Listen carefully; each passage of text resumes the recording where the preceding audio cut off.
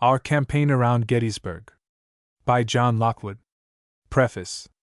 If anyone, taking up this book casually, should wonder why it was written, it may suffice to observe that Gettysburg is probably destined to mark an epoch of the Republic, as being one of the very few decisive battles of the Great Rebellion. Accordingly, whosoever took any part in it may hope to share its immortality of glory. But says one, the militia were not engaged in the battle? True, either was the reserve of 11,000 men, under General French, at Frederick and elsewhere. Yet who would withhold from these veterans the honor of having been participators in the great struggle? They had their part to play, not so direct, nor conspicuous, nor important a part as they played whose valor won the day, yet important withal. Enough for the militia, they offered their lives for the fatherland, and stood instant, waiting only for orders to hurry into the front of battle. To the militia force, mainly of the cities of New York and Brooklyn, was from the first entrusted the defense of the valley of the Susquehanna. The Army of the Potomac could afford no protection to Harrisburg and the rich agricultural regions lying around it. For General Hooker, notwithstanding his vigilance and activity, had not prevented the advance corps of the enemy, under General Ewell, from penetrating to the very banks of the Susquehanna. Whether or not he cared to prevent it, is not here considered. A little later, to be sure, Lee became evidently alarmed on account of his extended line and made haste to contract it. But during the few days of panic that intervened between the first appearance of the enemy along the Susquehanna and their hasty departure therefrom, nothing stood between them and Harrisburg save the militia, whom General Halleck in his official report, reviewing the military operations of the year 1863, saw fit to allude to as follows.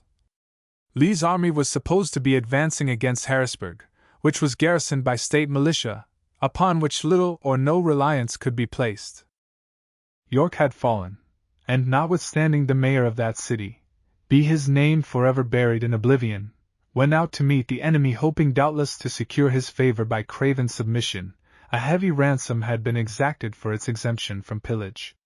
A rebel detachment had fallen upon and put to flight the force guarding the bridge over the Susquehanna at Columbia, and thus compelled the burning of that fine structure, while Ewell with the main body of his corps was moving cautiously up toward Harrisburg. Finally, when within 5 miles of Bridgeport Heights, having driven in the force of skirmishers who, militia, be it observed, had for several days gallantly held in check the head of the advancing column, he halted. The state capital was a tempting prize, but scarcely worth to him the risk of a desperate battle. The gates of the city were shut, and Ewell hesitated to hurl his masses against them. It is not now pertinent to inquire what might have resulted had he chosen to attack. He did not attack, and the capital of Pennsylvania was spared the shame of having to pass beneath the yoke of a conqueror. To the militia of New York and Brooklyn, in the main, is due the praise of having saved her that humiliation. The reason which prompted this bold and enterprising commander to observe unusual circumspection in his advance up the Cumberland Valley is obvious. He held the extreme right of the rebel line, whose left could not have been much short of 50 miles distant. The militia of Pennsylvania, Ohio, New Jersey and New York had been summoned in haste to the border, and for 10 days they had been pouring down in unknown numbers. Thus Ewell found himself confronted by an unreckoned host, whose numbers would naturally, by one in his exposed situation, be magnified. The position of defense was a strong one, and to have failed in an assault upon it might easily have involved his destruction, and, as a consequence, the destruction of the whole rebel army. Could he have had a day or two longer to enable him to gain correct information of the strength of the works, and of the garrison, he would not probably have hesitated to attempt the capture of the place. But the action of the great drama was now moving forward with startling rapidity. Meade was concentrating on the flank of Lee, who saw that not a day was to be lost in distant and secondary expeditions. Ewell was accordingly recalled with all haste, and happy had it been for the Union cause had the general commanding the department of the Susquehanna been early enough apprised of the hurried withdrawal of the enemy to make the services of the militia available at Gettysburg. But the defense of Harrisburg, which was the main objective of General Lee in his raid up the Susquehanna Valley, is not the only title which the New York militia hold to the gratitude of Pennsylvania and of the nation. Who shall undertake to say how far the result of the Battle of Gettysburg was determined by the fact of Union militia reinforcements being near at hand, their strength vastly overestimated, there is no doubt, by both armies? Indeed, there was reason to suppose, and many believed, while the battle was raging, that they had already come up and were actually engaged. The moral effect of such a report circulated through the ranks of contending forces, and even half-credited, is immense. The one it fills with enthusiasm and animates to heroic endurance, for it summons them to victory; the other it fills with terror, and makes effort seem useless, for it is to them the omen of coming defeat. Nevertheless, there can be little doubt that at the close of the third day of conflict the rebel army was still a powerful host, its organization not irreparably broken, its numbers equal if not, indeed, superior to those opposed to it. True, it had been repulsed with terrible slaughter, but it was far from being vanquished, for it was made up of hardy and oft-victorious veterans, to whom repulse was not defeat. General Meade did not feel strong enough to assume the offensive, and who shall undertake to say that there had yet arisen an imperious necessity for the withdrawal of Lee across the Potomac, except as involved in this very matter of reinforcements? With regard to the ungenerous disparagement contained in the remarks of General Halleck, it is quite likely that he merely meant to say that the troops hurriedly collected at Harrisburg were untried, and therefore ought not to be entrusted with any critical service. But the words, as they stand, carry with them a sweeping detraction and are nothing less than calumnious. The Brooklyn 23rd, or rather the division, taken as a whole, with which it was incorporated, has only to point to its record as given very imperfectly in the following history, and especially to the farewell orders of General Meade, and of the commander of the division, Brigadier General W. F. Smith, to whom the nation is now looking as a military chieftain of great promise, for a vindication of its fair name. But it is not on account of any supposed historic value attaching to the story it tells, that this book has been written. It was undertaken rather as a memorial of the campaign of the 23rd Regiment, and of other regiments with which it was from time to time associated, interesting chiefly to the men who participated in the events described, and to their friends. These will find herein a portraiture, faithful so far as it goes, of the daily life they led amid the monotony of the camp, the excitement of the siege, the perpetual worry of the bivouac, of the martial achievements they performed, and some they narrowly escaped performing. In a word, of the sum total of the services they rendered to the nation during those momentous 30 days. The statistics of the book have been compiled with care and fidelity. The distances of that part of the line of march which lay in Cumberland, Adams and Franklin counties, Pennsylvania, have been measured off carefully on elaborate county maps, kindly loaned for the purpose by Colonel Everdell. For the remainder of the route, no similar guides being accessible, only approximate results were attainable. If any one is disappointed to find these distances shorter than his own rough estimates, he is reminded that the reckoning is made in those tantalizing, Pennsylvania, miles, probably the longest on the globe, with which we became so painfully familiar. Having for the sake of the general reader scrupulously avoided throughout the following narrative all allusions of a merely private or personal interest, I should be wanting in good feeling, were I to let this opportunity pass without paying my respects to those of my companions in arms, to whom I am indebted for friendship, for kindness, and for sympathy. I am the more incited to make this acknowledgment from the belief that I am not alone in cherishing such grateful recollections, that many a heart will respond tenderly to all I shall say. Who of my company can soon forget the tender solicitude of acting Captain Shepherd for his men, on the march, helping the weary by bearing their burdens at the expense of his own strength, itself delicate, at the bivouac, providing suitable care for the sick, and ever prompt to spend himself for his command in 100 delicate and unnoticed ways? Or the intelligent activity of acting First Lieutenant Van Ingen, the thorough disciplinarian and dashing officer, to whose energy and forethought the company were primarily indebted, at the end of many a hard day's march, for an early cup of hot coffee, and a bed of rails which otherwise had been a bed of mud? Nor should I do justice to my emotions did I fail to bear record to the prudence and sagacity of acting Second Lieutenant Hunter, whose dignity of character, finely blended with genial humor, at once commanded the respect and secured the attachment of his men, who was watchful against danger and cool in the midst of it, who knew his duty as a soldier and loyally discharged it, however distasteful it might sometimes be to himself or his command.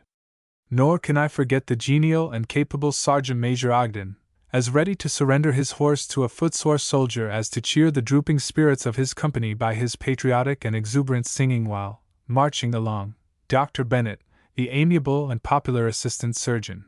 Story, the ever punctual and faithful orderly, who had the art to soften distasteful requirements by a gentlemanly suavity.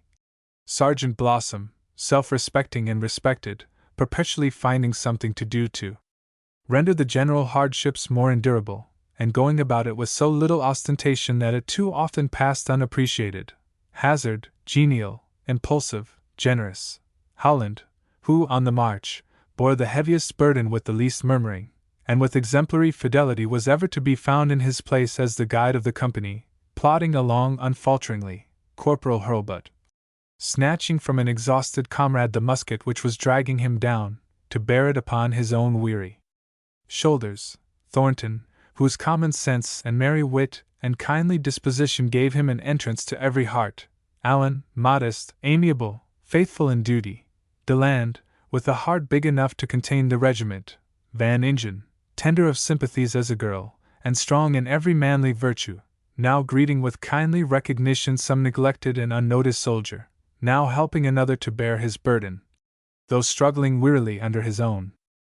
Green be the memory, too, of Schick, who kept the pot boiling while the rest slept, on many and many a dismal night, that they might have cooked rations for the morrow's journey, and Wales, the intelligent counselor, and Stevens, spirited, attentive, generous, and a model of personal tidiness, and Hubble, who hid beneath a mask of indifference a warm and generous heart, and Lockwood, the upright, trusty, and solid soldier, and Palmer and Johnson and Burr, members of the regiment only during the campaign, who won the praise of all by their affable manners and their assiduity in whatsoever capacity. And finally, I greet with grateful remembrance thee, O youthful Hood, whose winning manners early gave thee the key to my heart, and thee, Oliver, handsome as Apollo and 1,000 times more useful, the mirror of virtue and refinement, whose praises were on every lip for every soldierly quality. Would that I might add to this pleasing roll of personal acquaintance and friendship the names of others of my comrades, as genial, true, and gallant, doubtless, as the regiment affords, but whom it was not my happiness to know. I must content myself, in closing these prefatory remarks, with expressing my thankfulness for having been permitted to share in a glorious service with as noble and gallant a regiment as ever offered itself, a free sacrifice, on the altar of country and liberty. It is due to the 23rd Regiment that I should not conclude without observing that the memorial which follows is not in any sense to be considered as representing that regiment. Having been connected with the 23rd only during its absence, it would be simply a piece of impertinence in me to claim to speak for it. And this very circumstance of being an outsider has given me an advantage. For, unconscious of any motive except to tell the truth and render praise where I believed it to be due, I have felt at liberty to say many things which modesty would have forbidden a member to say, as well as some things which one representing the regiment might have thought had better been left unspoken. I have aimed to give, simply, truthfully, the story of the life we led, in all its lights and shadows, as far as my limited opportunities furnished the materials. Off to the war. The Pennsylvania Governor, Curtin, cried to us for help. The President called out from the White House that he wanted us to come down to the border. Our Governor, Seymour, said go, and accordingly we hurriedly kissed those we loved best, and started for the wars. Let us look at the record in order. Monday, June 15th. News comes that the rebel General Lee is on the march for the Free States. The President issues a proclamation calling immediately into the United States service 100,000 men from the states of Pennsylvania, Ohio, Maryland, and Western Virginia, supplemented by a call on New York for 20,000 more, all to serve for 6 months, unless sooner discharged. To this proclamation the various brigades of New York State National Guards respond with the greatest promptitude and alacrity. Special orders leap from numberless headquarters, while armories and arsenals are quickly alive with the first nervous movements of excitement. Tuesday, 16th. The whole city is moved with a common impulse.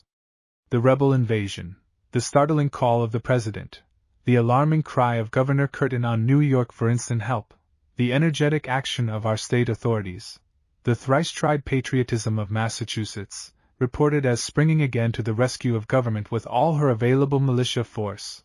All these conspire to animate every patriotic bosom with a fresh "On to Richmond" zeal.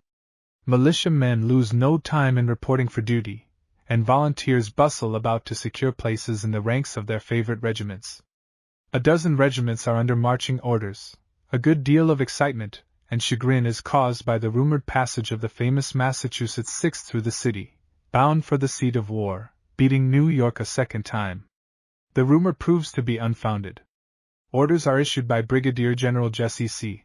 Smith to his brigade, now comprising the 23d, 57th, 52d and 56th, to make instant preparations to leave for Harrisburg, Pennsylvania, for a short service, 3 months or less, according to the emergency, there to report to Major General Couch, commanding the Department of the Susquehanna. Wednesday, 17th. The gallant 7th is the first in the field from the state, as is fitting. They are off at an early hour of the day, followed in the evening by the 8th and 71st. Martial enthusiasm pervades all classes, welling up from the several armories and overflowing the Twin Cities. Thursday, 18th. The Brooklyn 23rd are ordered to assemble at their armory, corner of Fulton and Orange Streets, at 7 o'clock a.m., fully armed and equipped, and with 2 days' cooked rations in their haversacks, to march at 8 o'clock precisely. The gallant fellows are up with the larks. 100 lastings are done with nervous haste. Father and brother give and receive the parting brave hand grip. Mother and sister and sweetheart receive and give the last warm kiss. And with wet eyes, but in good heart, we set out for the rendezvous. There is remarkable promptitude in our departure. At the instant of 8 o'clock, the advertised hour of starting, the column is moving down Fulton Street toward the ferry. The weather is auspicious, the sun kindly veiling his face as if in very sympathy with us as we struggle along under our unaccustomed burden. From the armory all the way down to the river it is a procession of fairyland. The windows flutter with cambric, the streets are thronged with jostling crowds of people, hand-clapping and cheering the departing patriots, while up and down the curving street as far as you can see, the gleaming line of bayonets winds through the crowding masses, the men neatly uniformed and stepping steadily as one. Bosom friends dodge through the crowd to keep along near the dear one, now and then getting to his side to say some last word of counsel, or to receive commission to attend to some forgotten item of business, or say goodbye to some absent friend. As we make our first halt on the ferry boat, the exuberant vitality of the boys breaks out in song, every good fellow swearing tremendously, but piously, to himself, from time to time, that he is going to give the rebels pandemonium, alternating the resolution with another equally fervid and sincere that he means to drink himself stone blind on hair oil. What connection there is in this sandwich of resolutions may be perhaps clear to the old campaigner. To passing vessels and spectators on either shore the scene must be inspiriting, a steamboat glittering with bayonets and packed with a gray-suited crowd plunging out from a hidden slip into the stream, and a mighty voice of song bursting from the masts and flowing far over the water. To us who are magna pars of the event, the moment is grand. Up Fulton Street, New York, and down Broadway amid the usual crowds of those great thoroughfares, who waved us and cheered us generously on our patriotic way, and we are soon at the Battery where without halting we proceed on board the steamboat, John Potter, and stack arms. There is running to and fro of friends in pursuit of oranges and lemons, so cool and refreshing on the hot march, and a dozen little trifles with which haversacks are soon stuffed. One public-spirited individual in the crowd seizes the basket of an ancient orange woman, making good his title in a very satisfactory way, and tosses the glowing fruit indiscriminately among the troops, who give him back their best. "Bully boy!" with a "Tiger!" added. Happy little incidents on every side serve to while away a half hour, then the "All ashore!" is sounded, the final goodbye spoken, the plank hauled in, and away we sail. A pleasant journey via Amba and Camden brings us to Philadelphia at the close of the day. There we find a bountiful repast awaiting us at the Soldiers' Home Saloon, after partaking of which we make our way by a long and wearisome march to the Harrisburg depot. At nightfall we are put aboard a train of freight and cattle cars rudely fitted up, a part of them at least, with rough pine boards for seats. The men of the 23rd Regiment having, up to this period of their existence, missed somehow the disciplining advantages of traveling in the steerage, or as emigrants or cattle, cannot be expected to appreciate at sight the luxury of the style of conveyance to which they are thus suddenly introduced. But we tumble aboard and dispose ourselves for a miserable night. A few of us are glum, and revolve horrible thoughts, but the majority soon come to regard the matter as such a stupendous swindle as to be positively ridiculous. They accordingly grow merry as the night waxes, and make up in song what they lack of sleep. A.M. Friday, 19th. The darkest night has its morrow. We reach Harrisburg thankfully a little after daybreak, and bid adieu, with many an ill-suppressed imprecation, to the ugly serpent that has borne us tormentingly from Philadelphia. Just 64 hours have elapsed since the orders were promulgated summoning the brigade to arms. We are marched at once to Camp Curtin, some 3 miles out of town, and in the afternoon countermarched to town and thence across the Susquehanna to the heights of Bridgeport, the latter being accomplished through a rain-storm. As we enter the 4th, the 8th, and 71st, and YSNG, which had got a few hours' start of us, move out, taking the cars for Shippensburg on a reconnaissance. 2. Camp life on the Susquehanna. In hastening thus to the rescue of our suddenly imperiled government, we gave ourselves to that government without reserve, except that our term of service should not be extended beyond the period of the present exigency. Ourselves stirred with unbounded enthusiasm as we fell into line with other armed defenders of the fatherland, we expected to find the inhabitants of the menaced states, and especially the citizens of Harrisburg, all on fire with the zeal of patriotism. We expected to see the people everywhere mustering, organizing, arming, and the clans pouring down from every quarter to the border. At Harrisburg a camp had indeed been established as a rendezvous, but no organized Pennsylvania regiments had reported there for duty. The residents of the capital itself appeared listless. Hundreds of strong men in the prime of life loitered in the public thoroughfares, and gaped at our passing columns as indifferently as if we had come as conquerors, to take possession of the city, they cravenly submitting to the yoke. Fort Washington, which we were sent to garrison, situated on what is known as Bridgeport Heights, we found in an unfinished state. In the half-dug trenches were, whom, think'st, reader? Thousands of the adult men of Harrisburg, with the rough implements of work in their hands, patriotically toiling to put into a condition of defense this the citadel of their capital? Nothing of the sort. Panic-stricken by the reported approach of the enemy, the poltroons of the city had closed their houses and stores, offered their stocks of merchandise for sale at ruinous prices, and were thinking of nothing in their abject fear except how to escape with their worthless lives and their property.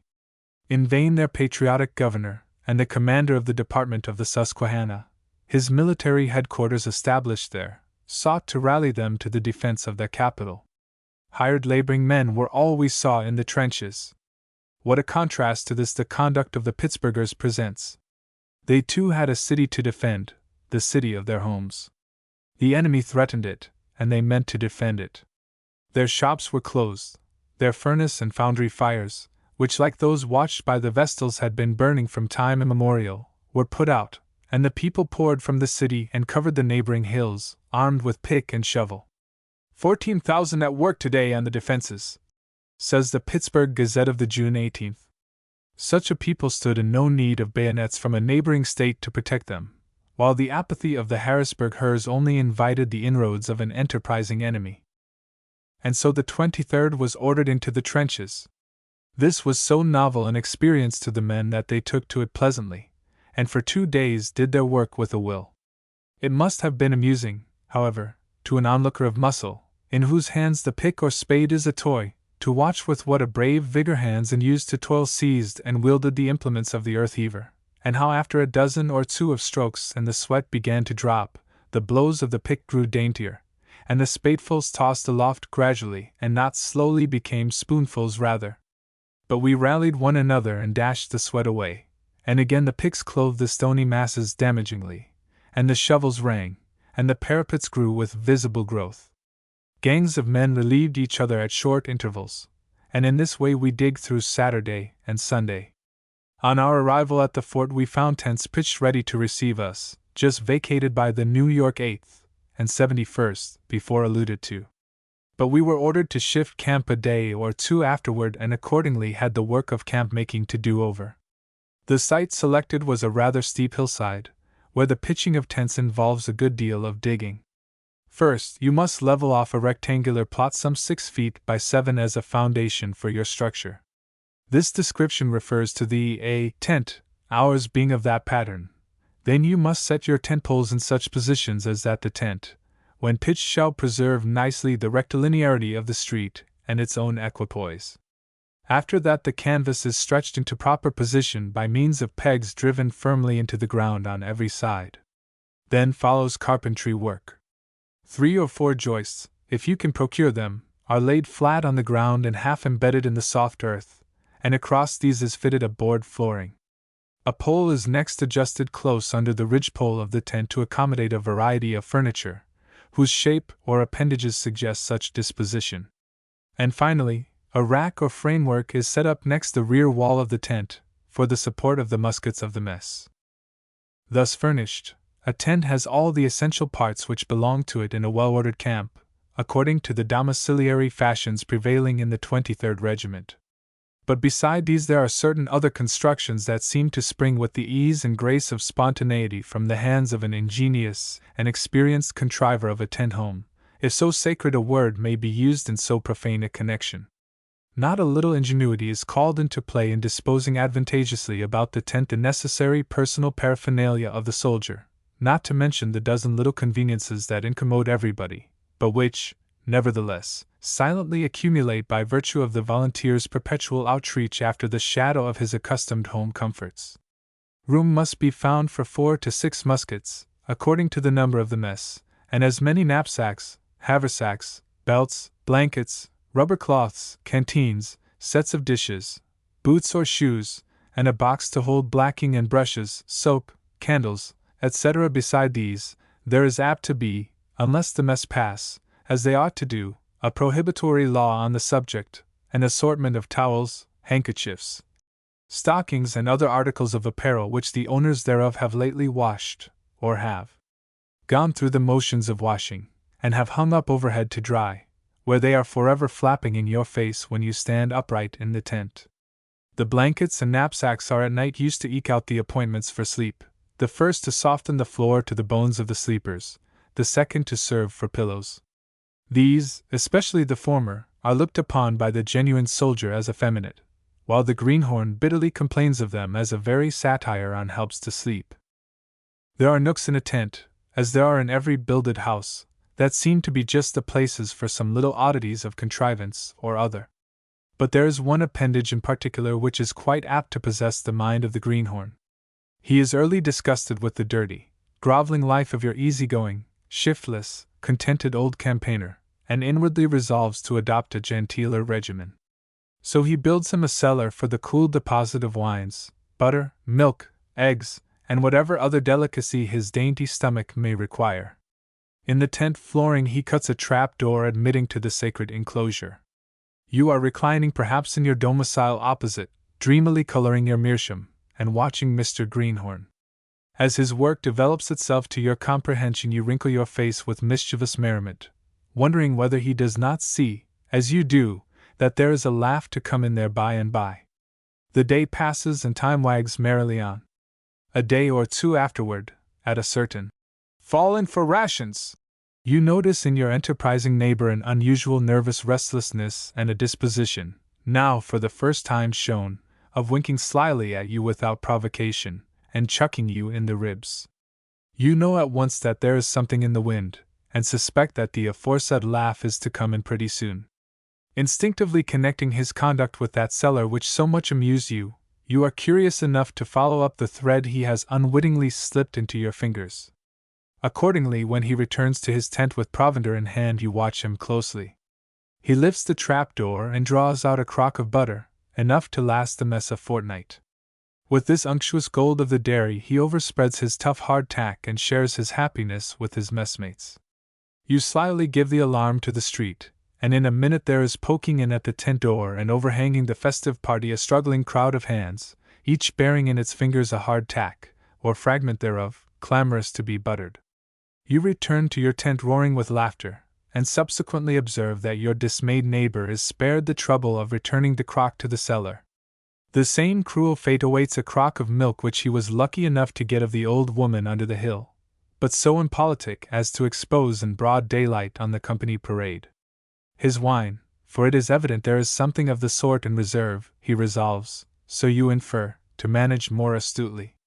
Accordingly, in the sly of the evening, the flaps of his tent closely drawn, though not so closely as to keep out a mischievous eye, the stump of a tallow candle shedding a forlorn, nebulous light on the assembled mess, he draws forth a bottle of fine old sherry. It is not long before sounds of merriment, of singing and shouting and laughter, betoken an unusual cause of excitement within that tent. There begins to be a movement among outsiders, and you proceed presently to make an investigation. You peep in, another joins you, then another, and soon there is a crowd. All make themselves at once quite at home, sitting down on the edge of the tent, on each other, on the ground, anywhere. The master of the feast is by this time overflowing with the milk, the wine rather, of human kindness. He feels no dismay now at the sight of his uninvited guests, but greets them with cordial and good-humored welcome, not noticing in his mellow mood, as you do, coolly surveying matters, that another of the aforesaid laughs will come in presently. His self-love all aglow with satisfaction, he offers you a glass of wine, in a tin cup. You take the bottle also, and pass it around. He makes absurd speeches at which he laughs with boisterous glee, and at which you laugh too, and all laugh. He sings absurd medleys for which you improvise absurd choruses which make things go along as pleasantly as possible. Meanwhile the bottle is returned empty. He takes it, insists upon refilling your glass from it, and tips it up over your cup. Then, with a comical leer at you at the idea of attempting to pour wine from an empty bottle, he turns, dives into his cellar, and fishes up another. You bid him go on with that capital song, offering to save him the trouble of unsealing and dispensing the jolly red wine. All grow rapidly merry, and so flows with a like looseness the song and the solace, till both are exhausted, and as the hour of taps approaches you bid your duped and fuddled host good night. The crowd follows suit, and soon the 5 small strokes of the drum find the company street deserted, lights extinguished, and each tent tenanted by its own for the night, though there still lingers in the air a suppressed murmur of drowsy song and laughter. Moral: a knowing campaigner never builds him a wine cellar. To our tent city we gave the name of Camp Couch in honor of our aforetime fellow citizen of Brooklyn, the distinguished Major General commanding the department. In acknowledging this honor, the general remarked that he was not unmindful of the great service rendered by our regiment and the troops of New York in so promptly responding to the call of our commanders to assist in repelling the threatened invasion of Pennsylvania. The life of duty we led there is well outlined in the following program for each day, published in General Orders. For 50 a.m. drummers call. A.m.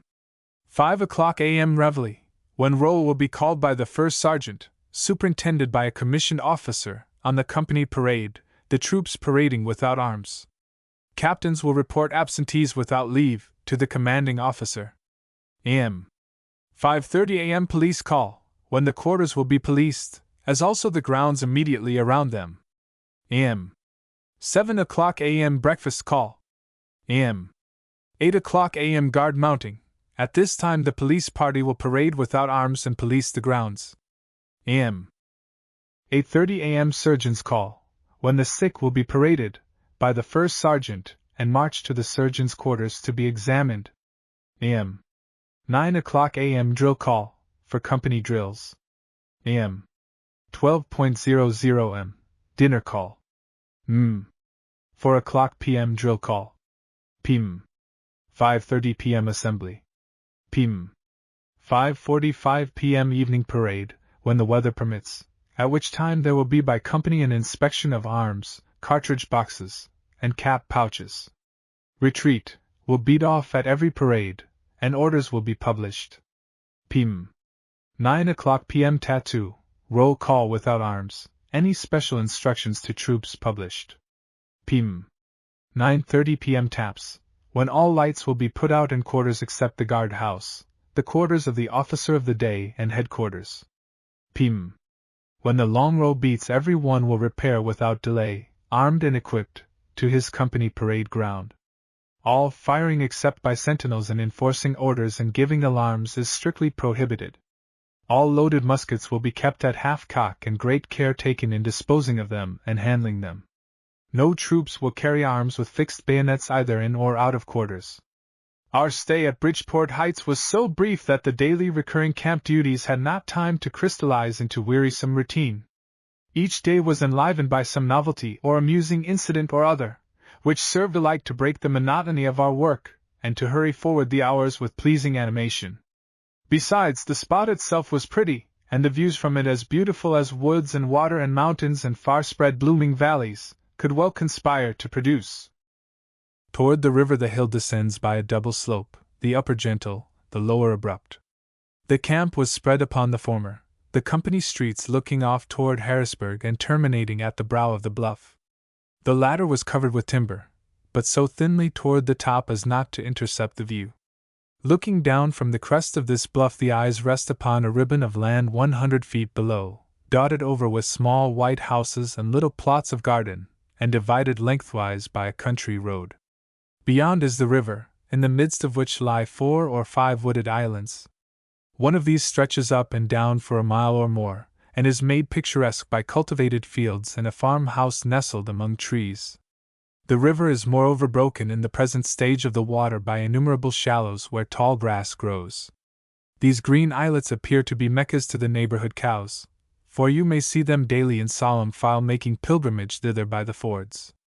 The opposite shore spreads out in a plain on which stands Harrisburg clustered about its looming capital. The landscape up the river is bounded by the Blue Ridge, 5 miles off, which melts away behind the city in the far distance. Through these mountains the Susquehanna has broken its way, forming a gap whose abrupt sides finally relieve the monotony of the range. From the summit of the camping ground the view down the river is even more charming. There the eye wanders over an immense region warm with ripening wheat fields and white farmhouses, and cool with hills, woods, and water. In the distance the winding river, alternately hidden and revealed by jutting headlands and retreating intervales, loses its proper character and becomes to the eye a cluster of lakes embosomed in woods. Of these lakes you may count 10 or a dozen. In the first days of our tent life, before the hillside had become a nuisance, it was pleasant, of a warm forenoon, after the morning drill was over, to sit under the trees at the foot of the camp, and catch the cool breeze as it crept up the bluff. Here the news was read, here the rations were eaten and the siesta enjoyed, though stay-at-homes may think the latter an absurdly superfluous luxury, taking into consideration the quality of the former. Here the letters from home, so welcome to the soldier, were devoured again, and with his inverted plate for a writing desk, roughly answered. Here some dreamed reveries, and gazed across the river anxiously homeward, remembering the advancing columns of the enemy and the perils of our situation. Here we discussed the cupidity and poltroonery of the Harrisburgers, the ever-shifting probabilities of the campaign, the loveliness of the landscape, the demoralizing influences of camp life, be it never so guarded, and the vivid contrasts of home comforts and refinements with the coarseness and discomforts of our present lot.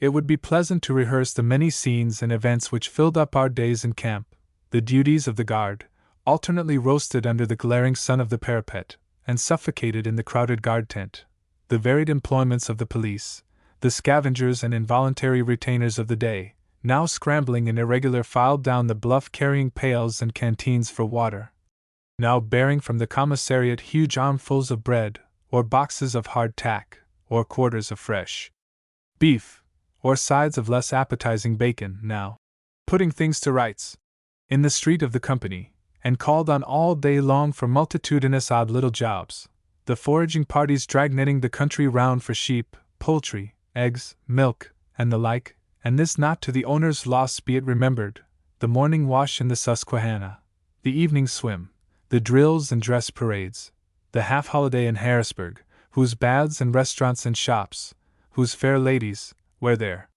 were cherry trees in the garden, whose verandas with easy chair and a Havana and quiet, made the place to us a soldier's paradise, and this notwithstanding the mean spirit of the people made us despise them. Nor should mention be omitted of the benevolent visits of Harrisburg matrons to our hospital, bearing to the invalids sympathy with timely comforts. It would be pleasant to linger around the doors of the tents in the hush of a beautiful evening, when, the work of the day ended, a sort of vesper service would be improvised, and melodies commemorative of love, home, patriotism, and human freedom sung, or a box, enticingly suggestive, just received from home, would be opened, and its contents of various dainties distributed with open-handed liberality to regale a score of comrades. It would be pleasant to recall, incident by incident, the evening meetings under the open sky for prayer, the affectionately pleading and encouraging words of our gentle chaplain, the hymn of trust and hope, the supplication of the volunteer whose lips were touched with tender remembrance of loved ones far away, into whose faces he might never look again. But important events await our narrative, and we must hurry forward. While we were thus quietly encamped, our gallant comrades of the 71st and 8th Regiments NYSNG, whose places we had taken on our arrival at Bridgeport Heights, were having an active and arduous campaign at the front. On the evening of the 19th, these two regiments under command of Colonel Varian, of the 8th, proceeded to Shippensburg. For the purpose, says Colonel Varian in his report, quoting from the orders he had received, of holding the enemy in check should he advance, but under all circumstances to avoid an engagement, but if pressed too hard, to retire slowly and harass him as much as possible, the object being to give our forces at Harrisburg time to finish the fort and other defenses, and be in readiness to receive the enemy should he advance to that point. On the 28th they arrived back in camp, having satisfactorily and most gallantly accomplished all they were sent to do. It was, as General Couch remarked in a congratulatory order, one of the most successful expeditions he had ever seen accomplished, according to the number engaged in it, viz., advancing 52 miles beyond all defenses and support in case of an attack, and holding the enemy in check for a period of 6 days. Friday, 26th. Commandants of regiments ordered to have their commands in immediate readiness to move or attack. Commandant of artillery in the fort to see that his guns are in position, and that he has the requisite amount of ammunition. Our camp, like every community, had its share of alarmists, who daily saw or heard of the enemy within 5 miles, 10 miles, 15 miles of us, at Carlisle, just beyond Carlisle, or wherever the thermometer of their fears placed him. Indeed, the above orders, so closely following each other, had a decidedly threatening look. Still, the opinion of those who had most faith in General Hooker, notwithstanding the tangled rumors of the hour, was that we should not see the enemy unless we went in pursuit of him, and to this pass we quickly came. It appears that information had been received at headquarters, that the invaders had reached the vicinity of Carlisle, some 18 miles west from Harrisburg, our small force having fallen back before them. They were said to have anywhere between 5,000 and 20,000 men, and to be advancing rapidly. These transpiring events, if true, were stirring enough, and gave a fine edge to an order on Friday for a reconnaissance by the whole regiment. We marched out of the fort with very uncertain feelings. The rain was falling, but we thought little of that. The roads were heavy, that troubled us more. When the head of the column had reached a point some 4 miles or more out, we were halted. There were 2 parallel roads, a short distance apart, to be guarded. On these barricades were erected pickets being posted. The remainder of the regiment rested for the night in barns, sheds, or whatever offered shelter. Lively sensations must have coursed through the breasts of those who were now for the first time called to perform the duties of the night picket, a duty always trying, and particularly so now, in that we supposed we were in the near presence of a watchful and enterprising foe, who was advancing in force against us. Saturday, 27th. The night passed without excitement beyond what the imaginations of those on duty may have experienced. No rifle shot was heard, no skulking foe, suddenly detected, was caught trying to escape, though many a wind-shaken bush, doubtless, was taken for a dodging rebel, and many a stump threateningly ordered to halt. Some 4 miles out, on the Harrisburg and Carlisle Railroad, is a little settlement called Shiremanstown, which was the scene of an adventurous incident. There, on Saturday, a small picket force was stationed. It was an outpost, selected on account of its commanding a view of the Carlisle Road for some distance. The village contained a church which supported a steeple, and in the top of that steeple 3 or 4 of our men were posted as sentinels, to keep a bright lookout for the enemy, and the moment the latter showed themselves, to ring the church bell for an alarm, and then take to their heels. However illy this skedaddling program may have suited the men, it is not to be doubted that they would have performed their part well, both the skedaddling and the ringing. Each, doubtless, looked sharply to be the first to catch sight of the expected cavalry troop, coming tearing up the road, and each stood ready on the instant to give the preconcerted signal, and then to pick their way down the uncertain passages of the steeple and trust their safety to the loyalty of their legs. The position was a trying one, and the brave fellows who performed the duty have in their memory at least one animating picture of patriotic service. No enemy appeared, and the skedaddle was spared. Different was the fortune of the pickets who relieved ours, if we may believe what some of our men, who visited the place some days afterward, were informed by the villagers. During the night the enemy made their appearance, the bell was rung and the skedaddle enacted. Rebel troopers coming up were in hot rage against the innocent residents, charging them with sounding the alarm, seeming not to suspect that the pickets of the Yankee militia could have shown such audacious enterprise. After dark we returned to the fort, reaching it about midnight through rain and mud, wet, hungry and weary. Sunday, 28th. A day of animation in camp, and to the timid few one of excitement and alarm. The troops in the fort are drawn up in line of battle, and assigned positions at the breastworks, where arms are stacked. The now dangerous guard duty on the parapets is performed with the usual alacrity and promptitude, some of us perhaps not realizing the near presence of the enemy. There is great activity on every hand to perfect the defenses, and guard against sharpshooters. Squads of men are sent out to cut down trees and destroy whatever may afford cover to an enemy. A lady resident sends up word that she does not wish to have the trees about her house cut down, as she intends to stay, and wants the trees to protect her against the shot. Our engineer, without arresting the destructive process, sends back his compliments and advises the unterrified female to remove herself and traps to the other side of the river as expeditiously as possible. It is an animating sight to watch from the parapet all these various operations going on. The crackling of branches draws attention to yonder tree which comes tumbling to the ground with a crash. Others follow rapidly, and the axeman's blows resound on every side. On yonder knoll a company of mowers are rapidly leveling the tall wheat. Here inside the fort an artillery officer is drilling a squad in artillery firing, and there a gang of contrabands, now for the first time, very likely, receiving wages for their labor judging by the spirit they throw into their work, are putting the finishing touches on the ditch and parapet. Outside yonder a squad of men is tearing in pieces a twig hut which workmen have built for their tools. And so the final work of preparation goes on with great spirit, and is soon completed. There are still no signs of the approach of the enemy except what we observe about us in a sort of expectant air among the officers, and in the convive of the whole garrison.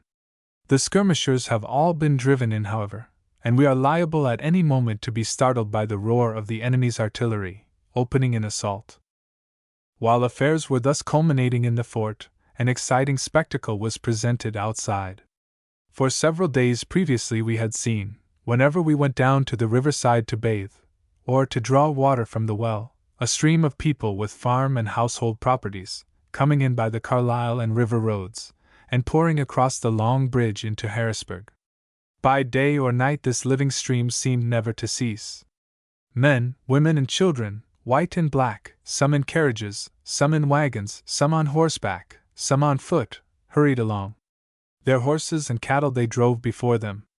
A portion of household furniture, such evidently as could be hastily removed, went jolting along in heavy field wagons into which it had been hurriedly tumbled.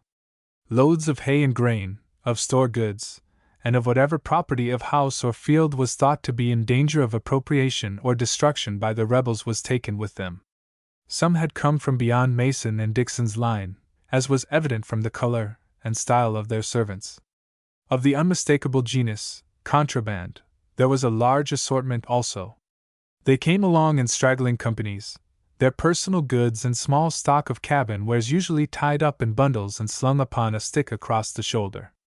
In fact, the whole valley was literally pouring itself out northward, and in wild confusion. If in that motley crowd of fugitives there was one brave heart worthy to enjoy the free institutions which the starry banner symbolizes, he must have hung his head in shame as he passed under the shadow of the fort whose protection he sought, where he himself should have been, one of 10,000 ready at command to be hurled against the invaders. Time enough had elapsed since the danger first threatened for the removal to a place of safety of the greater part of the property which the enemy most coveted, and the subsequent marshalling of the farmers for defensive battle.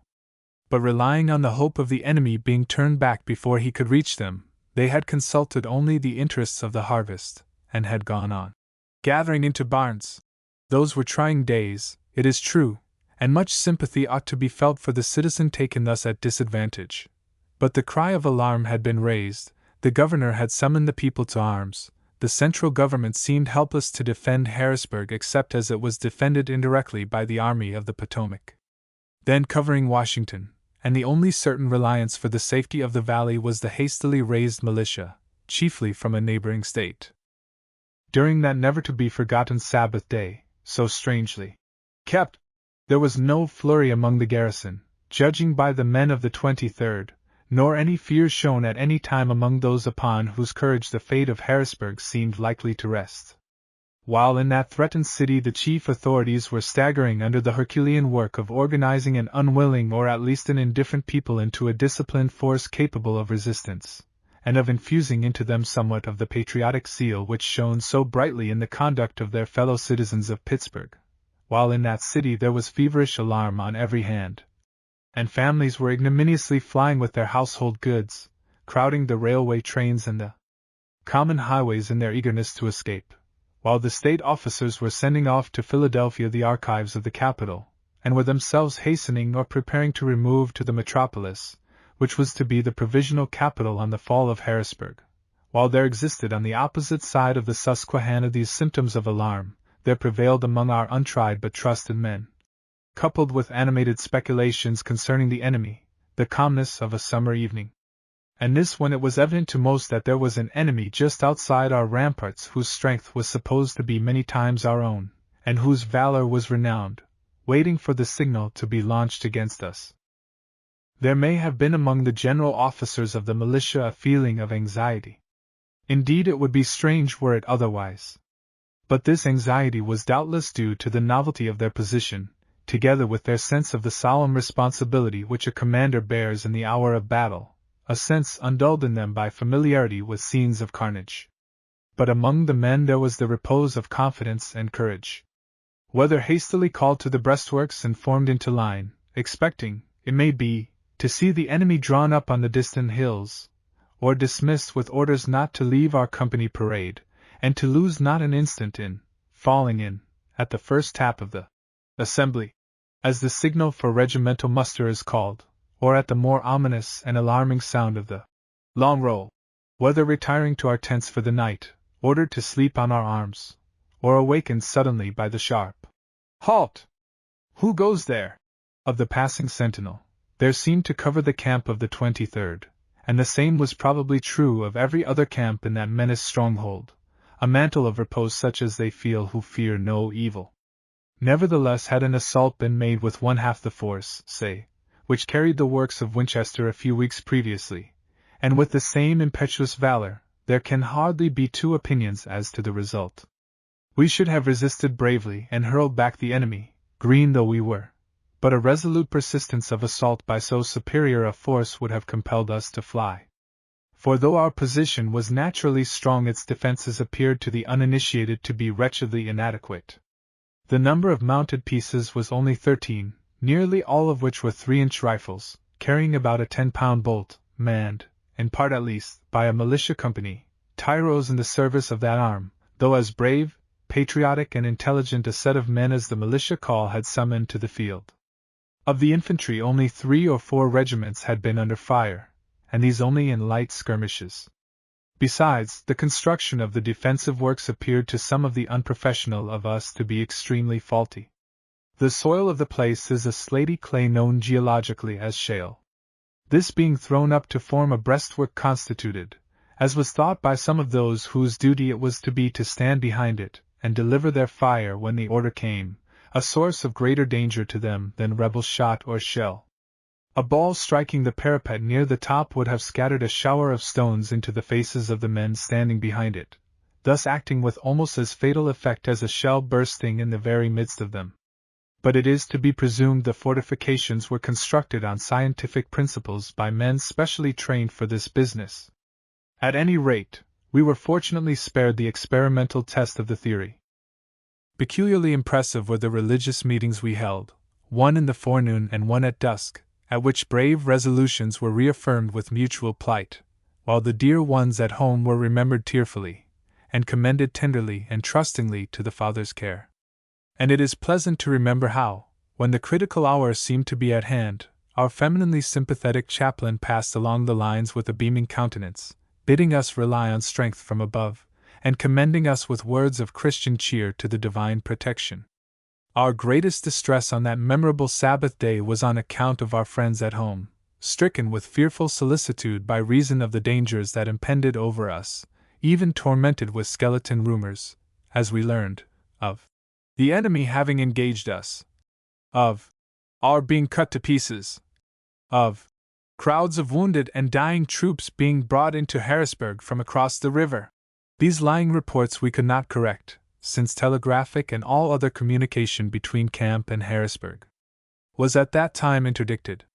Had we known positively the intention of the enemy as since brought to light by the report of General Lee, and that the famous old corps of Stonewall Jackson was but a few miles off, preparing to pounce upon us, we should not have felt so composed, nor lain down at night with so little anxiety about the morrow. As it was, many a lad wrapped himself in his blanket that night for a little uncertain slumber, expecting surely to be awakened by the long roll, and to be led forth to battle. But we slept tranquilly till the morning muster call broke our dreams. The double force of sentinels that kept watch all night saw from the walls nothing more alarming than branches of trees or bushes nodding in the wind, though there is no witness to testify how often a stump or rock was challenged by them in their sleepless scrutiny of every suspicious thing around them. Monday, 29th. It was bruited about camp that the 23rd would be called on to furnish a detail of men to go out as scouts, and many a breast fluttered with anxious debate upon the subject. Without was danger and honor, within, security and shame.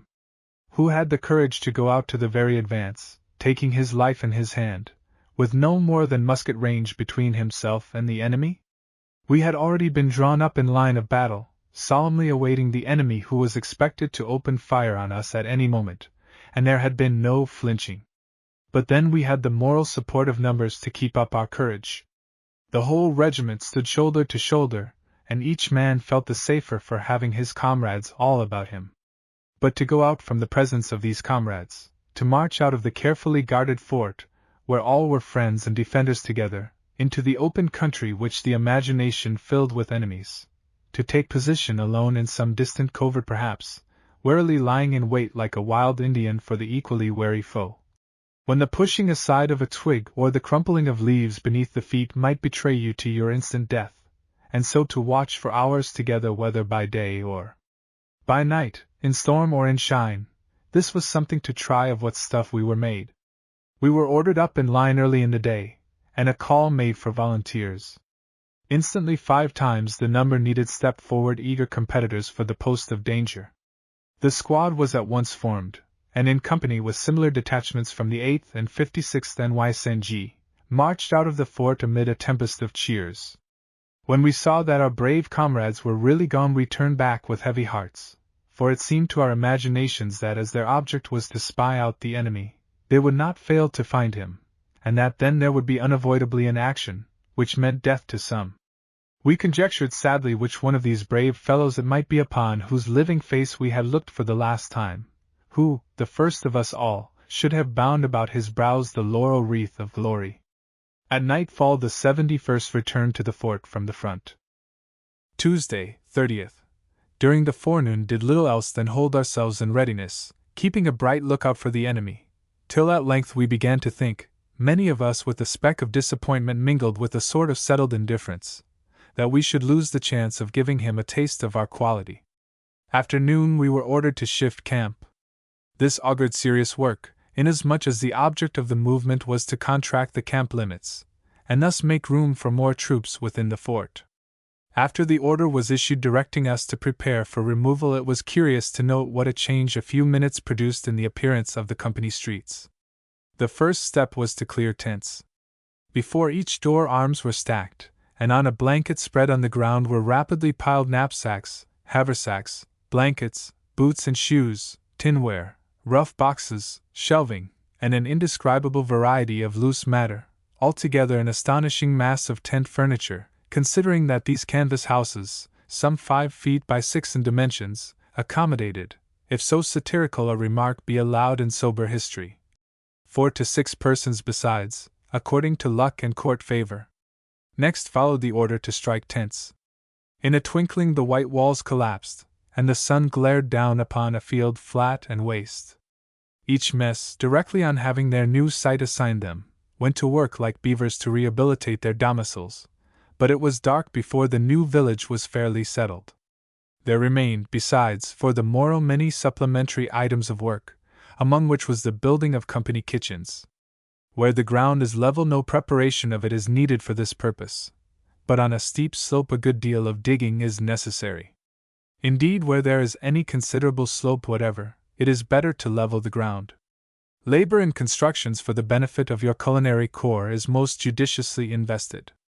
A broad and level plat with convenient arrangements for boiling the pot and preparing the rations, the whole covered with a screen of some sort from the sun and the weather, will give you better coffee, better soup, better everything, not to speak of the occasional substitution of a bake or a roast in place of the inevitable boil, than if you have failed to provide for the comfort of your cooks.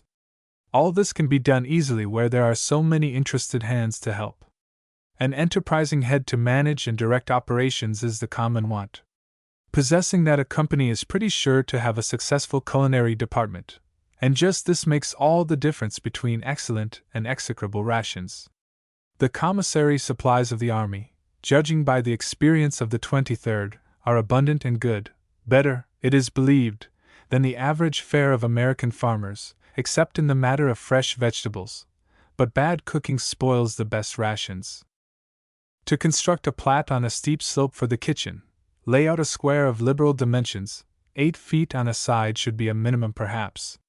Along the lower side and halfway up the adjacent sides firmly drive stiff stakes, 16 or 18 inches apart, reaching a little above the destined level of the plat, and pile bushes or twigs against them on the inner side, interweaving them as much as possible, and making a matted wall. Then with pick and spade dig down along the upper side of the square, and halfway along the adjacent sides, tossing the earth against the twig wall, and packing it well down, till you have a level to suit you. There will be subsequently a gradual subsidence of the loose earth to some extent, against which you must provide. The center, of course, must be the highest part in order to shed rain. If the soil be clayey, you will have a sticky mud with every fall of rain unless you put on a covering of gravel, slate, or the like. On one side steps should be dug out leading down from the table where rations are dispensed. Stakes should be driven at the extremities of the steps so as to hold firmly a stiff limb of a tree or a stick laid against them and along the edge of the step. Without this precaution your steps will not last longer than a day or 2. If boards for a shed are not to be had, a bower can be constructed of branches of trees, such as any old soldier knows how to build. Wednesday, July 1st. Picket force returned without loss, but they had met the enemy, as the following report of the officer commanding will show. Fort Washington, Harrisburg, Pennsylvania. July 1st, 1863. Colonel W.M. Everdell, Jr., commanding 23rd Reg. NGSNY. Colonel W.M. Everdell. Colonel. I have the honor to report that in compliance with General Orders No.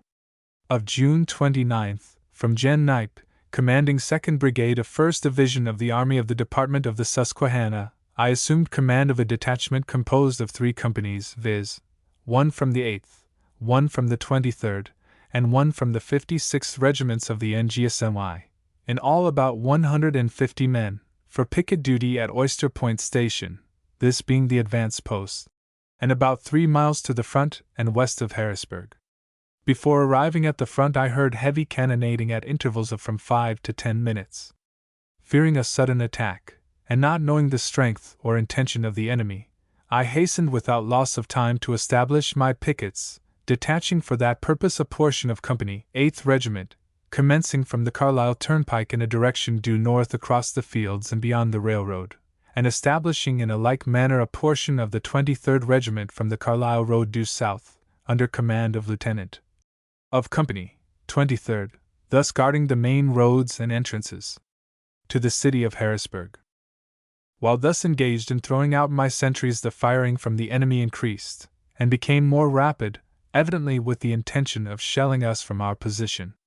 I therefore, as soon as practicable, deployed the companies of the 8th and 23rd Regiments as skirmishers, keeping the remaining company as a reserve. To gain a better position, and to obtain a clearer view of the enemy's location, I advanced over a cornfield to a small wood situated on more elevated ground. But on entering this wood we were exposed to a constant fire of shot and shell from the rebel batteries. Fortunately, none of our men were disabled or wounded. The skirmishers advanced about the distance of a mile, keeping up a steady fire. At 4 p.m., firing gradually ceased, and scouts returned reporting the enemy having fallen back. p.m.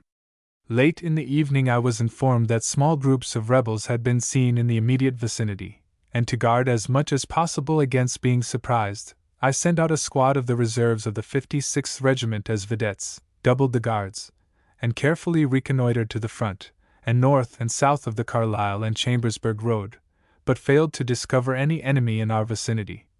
Until 3 a.m. of Tuesday, the 30th, when 2 of their scouts were seen endeavoring to get inside our lines.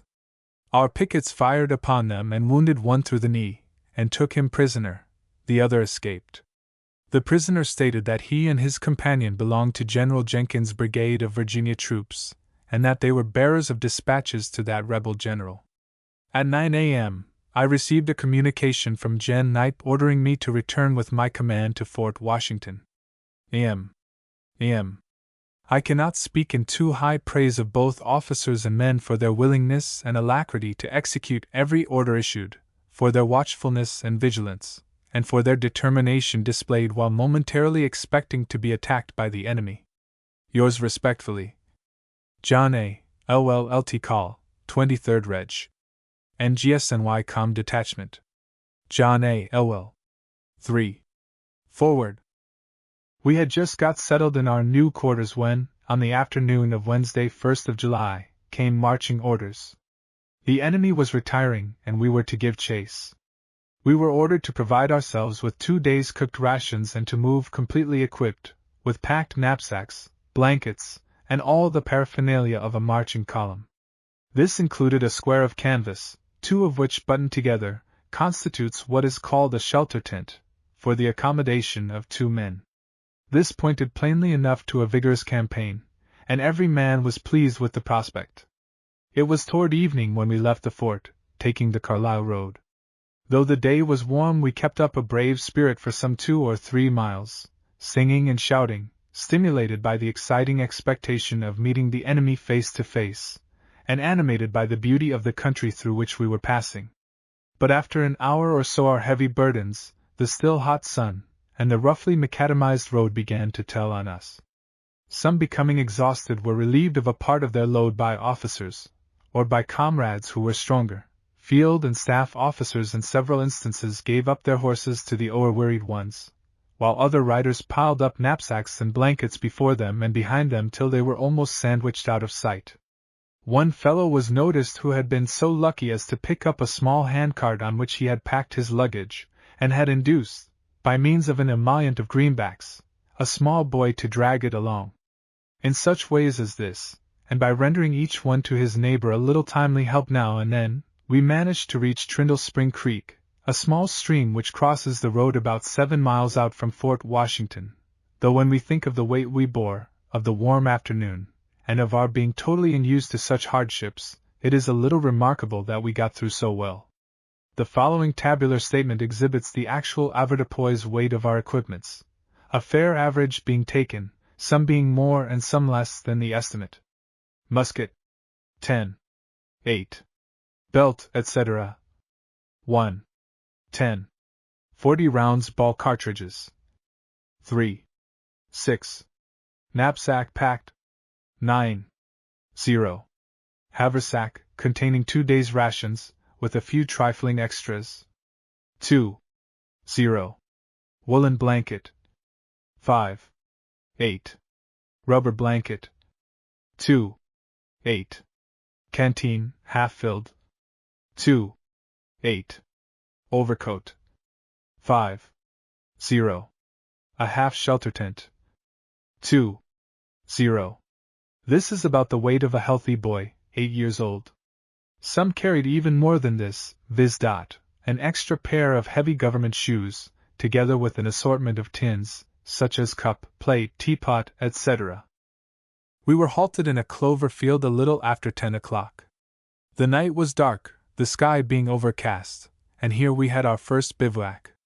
No sooner had we reached the spot than we saw what convinced us that we had entered in good earnest upon the business for which we professed to have left our homes, for far away to the front rose the heavy boom of artillery firing, and a bright light reflected from the clouds indicated that a conflagration was raging in the same vicinity, probably at Carlisle. This proved to be a demonstration of the rebel General Fitzhugh Lee against the small force of militia under General W. F. Smith then holding Carlisle. The former, it appears, was escorting a train which was on its way toward Chambersburg, and fearing an attack from General Smith made a show of taking the offensive and demanded a surrender of the place. This was refused, whereupon the rebel officer contented himself with shelling the town, which resulted principally in the burning of the government cavalry barracks situated there. At length, having by his audacity gained security for the train, he withdrew.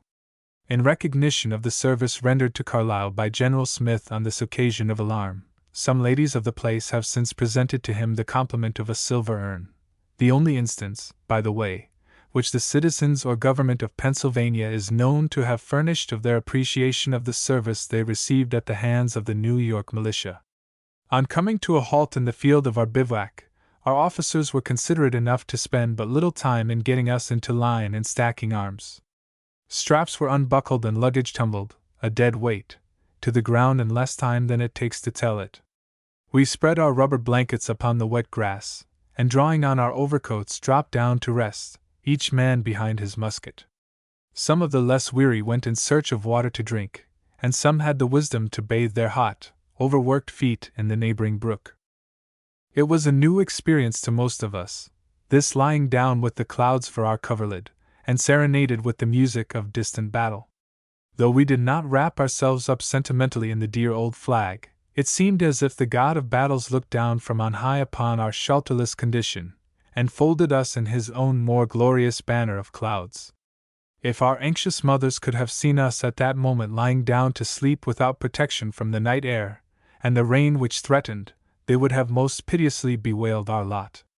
Many of us expected that the morning would find us coughing, sneezing and wheezing, or moping about feverish on account of broken sleep, if not pinned to the ground by the sharp needles of rheumatism. But notwithstanding the strange sounds which filled our ears and our imaginations, we hardly had time, after stretching ourselves upon the ground, to review our situation before sleep caught us, and we slept gloriously well.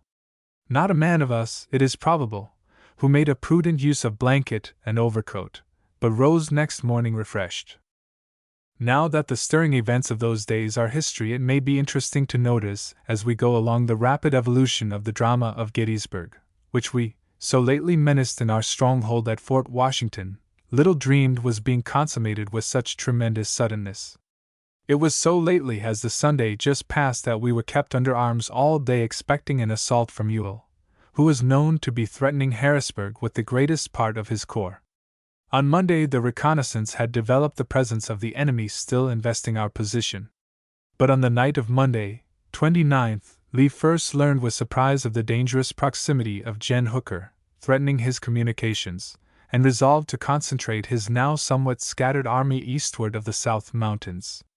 Accordingly, Ewell must have moved off from our front the same night, or early on Tuesday morning, since he reappears upon the scene on Wednesday afternoon at Gettysburg, where he arrived between 1 and 2 o'clock p.m., just in time to check, with the aid of other reinforcements, the advance of General Reynolds and to drive him back with heavy loss. These reinforcements must all have made forced marches, and they could have been in no condition to follow up the advantage gained. Lee was doubtless well content to have turned back, with his fatigued battalions. The rising tide of victory, and Nolan's Volans, left General Howard, who succeeded to the command of the field on the fall of the lamented Reynolds, at liberty to establish himself unmolested on the now famous Cemetery Heights.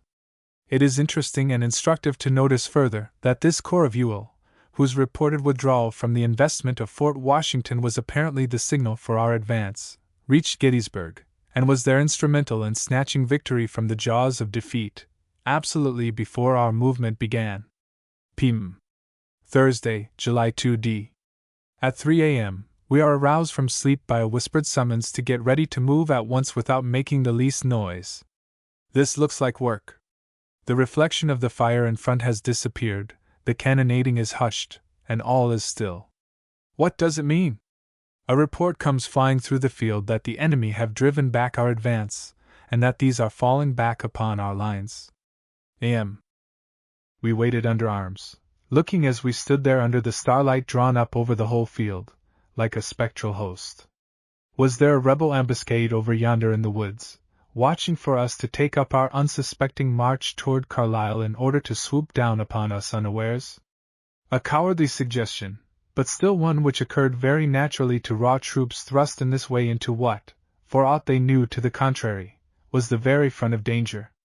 This was the first feeling, but soon we grew calmer and remembered that even if our advance had been compelled to fall back, they were still between us and the enemy, and that moreover if they had met with disaster, there would be fugitives enough very soon to tell the story. We waited impatiently for orders to march, and waited, till at length dawn began to flush, and by, when it was quite day, the column moved. The King of France, with 20,000 men, marched up the hill and then marched down again. Back toward Harrisburg, 1 mile, 2 miles, 3 miles nearly, and there by the roadside we halted. Was the enemy in pursuit? Were we falling back to Harrisburg? Or what was the matter? Whether the halt was for 5 minutes or for all day, every one was in blissful ignorance, including, very likely, our commanding officer himself, Brigadier General Knipe. We were in a tributary vale of the renowned Cumberland Valley, a beautiful farming country. Farmhouses lay scattered along the road, almost within hallooing neighborhood of one another. Although the order was, on leaving the fort, that each man should provide himself with 2 days' cooked rations, yet some, in the hurry and excitement of departure, had been careless about it, while others had used their supply improvidently. Thus it happened that on this the very first morning after setting out, there were not a few hungry stomachs that had to trust to luck for their needful provender. Beside this there was a prejudice with many against hardtack and cold meat with spring water to wash them down, particularly when brought into competition with the possible supplies of a prosperous farmer's garden, cellar, and field. It was not strange, therefore, that there were eyes which rested greedily on every house we passed, nor that some of the men should improve the earliest moment when we came to a halt, to run for a call upon the nearest housewife. 5 minutes, 10 minutes, half an hour, and still no move. It is evident the halt is more than a rest. Shelter tents and rubber cloths begin to appear along the fences, spread for a screen from the sun. Every near tree has its crowd of loungers underneath. At first it was only by the roadside, but now the adjoining fields too must furnish their contribution of shade. Further off yonder a company of fellows are mixing promiscuously and socially among a herd of cows. In fact, there is amateur milking going on, it is evident. Do you see that farmhouse 3/4 of a mile over yonder, glancing white among thickly clustering trees? And that string of lads along the fence down there, on their way toward it? They are bound thither, doubtless, in search of a comfortable breakfast. But they are not good soldiers to venture so far now. If the column should be ordered forward again before they return, they will be in trouble unless their officers fail to do their duty in the matter. Another hour passes. It is 10 o'clock, it is 11 o'clock, it is noon. By this time every man in the brigade has taken thought doubtless how to dispose of himself pleasantly or at least comfortably for the rest of the day. All are indifferent as to marching, everything about us having apparently come to a dead standstill. The most absurd rumors have been flying about all the forenoon, the members of the 23rd having nothing to do in their yawning idleness but to toss them back and forth like shuttlecocks. Among other luminous reports, the more alarming, the more likely to be believed, is one that the rebels have struck in upon our line of communication by the flank and taken Fort Washington, ensuring the capture of the whole brigade. This ridiculous story finds credence in some coward bosoms, the wish being father to the thought, since capture means parole, and parole means home perhaps. Someone proposes to send out a party to gather up all the rumors that come floating in like driftwood and have them burned. It is needless to say that the proposition is handsomely received, but there appears to be practical obstacles in the way of carrying it out. Some venturesome and enterprising foragers bring in word of a beautiful river 1/3 of a mile off, and as we have no orders against rambling, and as the provost's guard is withdrawn, one squad after another breaks away, till there is hardly a corporal's guard left in charge of the arms. A few turns down a narrow little traveled road edged with shade trees bring us suddenly full upon a charming stream of water. It is 100 or 150 yards wide, swiftly flowing, and heavily wooded on the opposite side. On the hither bank it is bordered by a single row of gigantic oaks and willows, 4 to 6 feet through, standing within 4 to 8 feet of the water, and almost on a level with it. Beneath these magnificent trees runs a country road leading to farmhouses, suspected not seen, along the river. This stream rejoices in the euphonious name, as one of the residents there tried in vain to inform some of us of the Conadaguanet. Let us go close to the water. How charming! The grass grows heavy and green from the roadside under the dense shade of the oaks and willows to the very lips of the water, and the ground under our feet is so level and smooth that we have as perfect a walk as the Central Park can offer, and this is all the work of nature. How clear the water is! We can see everything on the bottom with perfect distinctness. Rich green water plants bend their limbs gracefully to the force of the current. Old dead sticks lie stiff and stark, that once were living branches swaying and singing above their present burial places, not dreaming of death and decay, so beautiful were they. Great rocks heave their brown backs up to the very top of the water. Beds of gravel still and clear glisten in the depths. Here the cool shade, there the warm sunshine. Here the smooth water, there the troubled current. The temptation is great, dive and we must. The water, how cool it is and refreshing! But so shallow that in attempting to swim there is danger of abrading the knees against the bottom. We wash, we splash about with rollicking freedom, we lie down flat letting the water cover us and lift us again buoyant on its bosom, and bear us on with its current. What an infinite charm resides in the water about us! Beautiful the great trees under whose shade we lie. Beautiful the grassy bank, but lo! A small heap of dirty clothes on the greensward. We turn away with disgust and laughter. Insignia of glory, a shilling's worth to the rag picker. What a contrast they present to the loveliness of the common things around us. Yonder other wanderers are having a more various enjoyment. They have fished out of the mud an old dugout, leaky and every way disabled. But by dint of skillful engineering they have got her afloat and are pulling and paddling about, as happy, as free from care, and to complete the picture, as naked as any South Sea Islander in his merriest aquatic mood. Hither and thither, up and down, they float at their own sweet wills, having no orders from superior officers to obey. And this is part of a column supposed to be watching a vigilant and powerful enemy. What if the assembly should beat suddenly now? There would be a pretty scampering truly.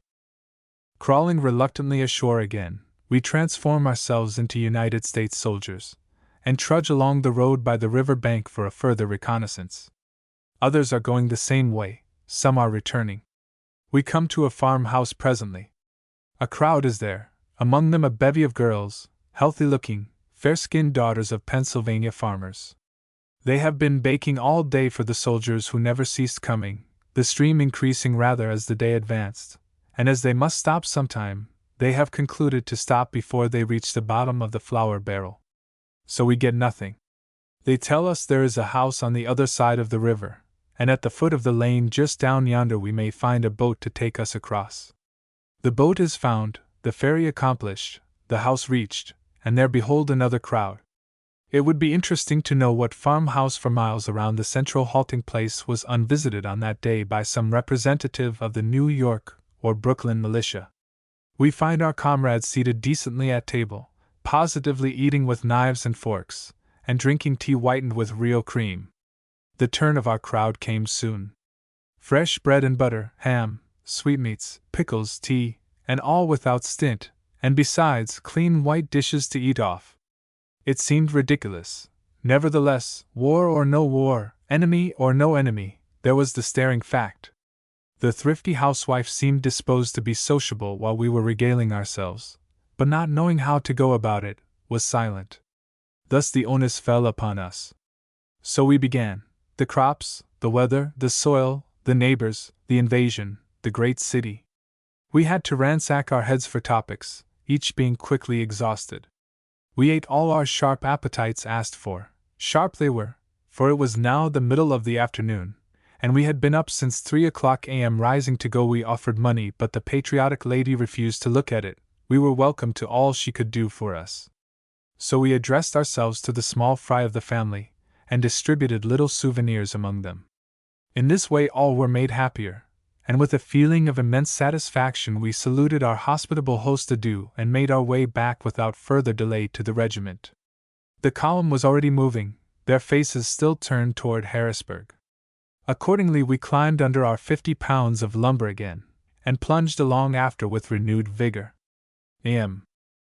This absolute freedom of the country, which appears to have been at the disposal of all, and indulged to such an extraordinary degree, may seem to cast a grave reflection either upon the discipline of the division or upon the efficiency of regimental officers. But it is plain that no blame justly attaches to either. For the halt was made as a simple rest, and when, as the minutes multiplied, a provost guard was at length set, the men had already begun to straggle off little distances by ones, twos, and threes, to get better shade, or to fill canteens, or to seek better provender, and so the precaution came too late. Besides, we had not yet established disciplinary habits as a moving column, and in the absence of all instructions or cautions on the subject from headquarters, no regimental officer, however intelligent, and however familiar theoretically with his duties, could be expected, if devoid of experience in active service, to foresee the exigencies of such an unusual occasion. The day in all its aspects was a surprise and an enigma to officers and men alike. The column continued its retrograde movement, and about sunset turned down a road that crosses the Conedogwinet at a place called Orr's Bridge, not far from a mile distant from the spot where we had lain all day, and on the hither bank of the river stacked arms for the night. It was a pretty place for a bivouac. The river, 100 yards or more in breadth, here makes a sweep forming an arc of water, 1/3 of a mile long, which flows placidly. The opposite shore, forming the inner curve of the arc, is tame, being covered for the most part with a straggling growth of timber, but on this side the river is flanked by a ridge along the top of which runs the Harrisburg and Carlisle pike. In the near distance, now lengthened by the deepening twilight, this ridge melts off into rolling hills, embrowned with ripe standing grain, while where the 23rd made their bivouac it rises rough and precipitous, and is thickly wooded.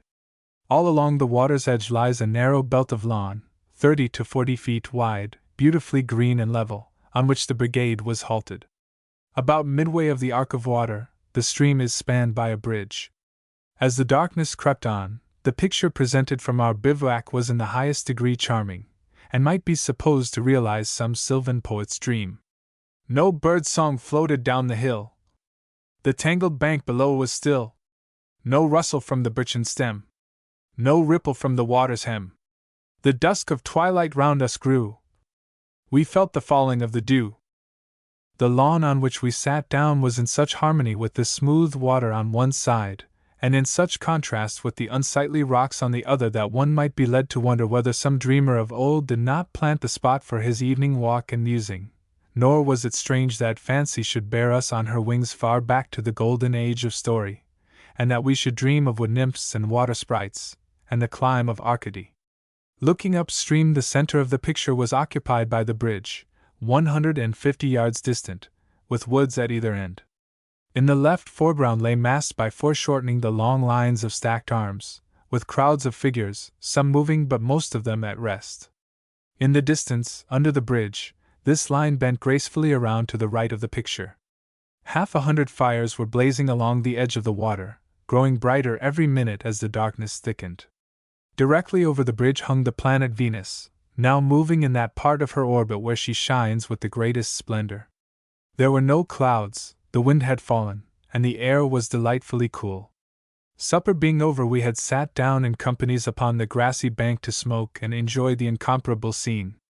Every present influence tended to make us forget the enemy, and to call to mind only associations of the beautiful. Under such inspirations it was impossible to resist the impulse to sing. It was a thing of unsophisticated nature. Music came to our lips as if it were an instinct, as if it were the very condition of our being, just as if we had been birds. It will be difficult for any one not of that company to realize with what tender, touching pathos the simplest home melodies melted over those waters, though the words and airs might be trite and even trivial. Someone started Morris' popular song of Annie of the Vale. The young stars are glowing, their clear light bestowing. Their radiance fills the calm, clear summer night. Come forth like a fairy, so blithesome and airy, and ramble in their soft, mystic light. The chorus, by spontaneous impulse, welled out tenderly yet with grand effect. Come, come, come, love, come! Come, ere the night torches pale. Oh, come in thy beauty, thou marvel of duty. Dear Annie of the Vale! Then all was hushed to listen to the melody again. The world we inherit is charmed by thy spirit, as radiant as the mild, warm summer ray. The watch-dog is snarling, for fear, Annie darling, his beautiful young friend I'd steal away. And the chorus broke in as before. A pause, and like a variation in the song of the nightingale, rose the pathetic air of the poor old slave. 'Tis just 1 year ago today that I remember well. I sat down by poor Nellie's side. A story she did tell. 'Twas about a poor unhappy slave that lived for many a year. But now he's dead and in his grave. No master does he fear. All joining with subdued voices gave the chorus. The poor old slave has gone to rest. We know that he is free. Disturb him not, but let him rest. Way down in Tennessee, there were several favorite melodies which we had often sung in camp, when, as on a pleasant Sunday evening, we were met together in little knots, to mingle our emotions in plaintive song, thinking of dear friends at home. One of these was a simple ballad describing the following incident, one of the most touching of the war. A youthful soldier from the state of Maine died in New Orleans, with none but strangers, as has been the lot of many, to watch over him in his dying hours, or to perform the sad rites of burial. When the funeral service was over, and the coffin was about to be closed, an elderly lady present approached the remains, saying, "Let me kiss him for his mother. Let me kiss him for his mother. Let me kiss his dear youthful brow. I will love him for his mother, and seek her blessing now. Kind friends have soothed his pillow, have watched his every care, beneath the weeping willow. Oh, lay him gently there." Chorus. Chorus. Sleep, dearest, sleep. I love you as a brother. Kind friends around you weep. I've kissed you for your mother. The words and melody harmonized with our feelings and lent them a deeper tone as our united voices floated out upon the soft, still evening air. With songs of pathos, of love, and of home we mingled strong patriotic airs. But it was curious to observe how by a common instinct everything like coarseness and drollery was avoided. The absurd rollicking songs, most popular on the march, were now scarcely hinted at. And in this way an hour passed into oblivion as softly as if we had been asleep dreaming of home which then was heaven, or near it. The bridge had become shadowy in the gathered darkness, the curved line of the bivouac was invisible except as it was dotted out by the blazing fires, the water gleamed with the dancing images of flame, and overhead thousands of stars had come out to be witness of our flow of soul. And now, as the spirit of stillness was creeping over the enchanted valley, we spread our rubber blankets under the trees or the open sky, drew on our overcoats, and lay down to sleep. Looking back over the events of that day of waiting, and our rose-colored bivouac in that lovely valley of the Conedogwinet, it is curious and instructive to observe how pretty a trap we had walked into unconsciously. It is suspected that the commander selected this spot for our bivouac from its cage-like character, being prompted thereto by the provoking experience of the day. However that may be, it is plain that had the enemy been as near us as we were led to suppose, and had they known our position, they might have captured the whole column without firing a shot. The ribbon of land on which we had our bivouac could be swept by a battery planted at the head of the bridge, which was the only way of egress, while the place was too narrow to maneuver a platoon even. A small detachment of cavalry dashing through our line of pickets might have sprung the trap upon us before we could have extricated ourselves. But as good luck would have it, the enemy were nowhere near us, being well on their way to Gettysburg.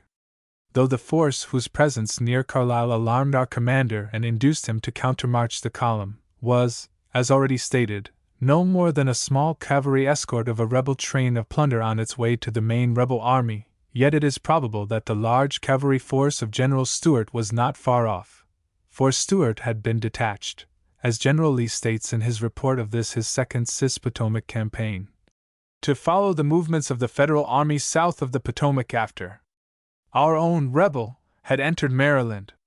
On that Thursday afternoon, while our small column was loitering on the Carlisle road, our backs turned upon that city, the terrible struggle was renewed at Gettysburg, closing at sunset, about the time we came to a halt in the romantic vale of the Conedogwinet for our night's bivouac, supposing the enemy to be within striking distance of us.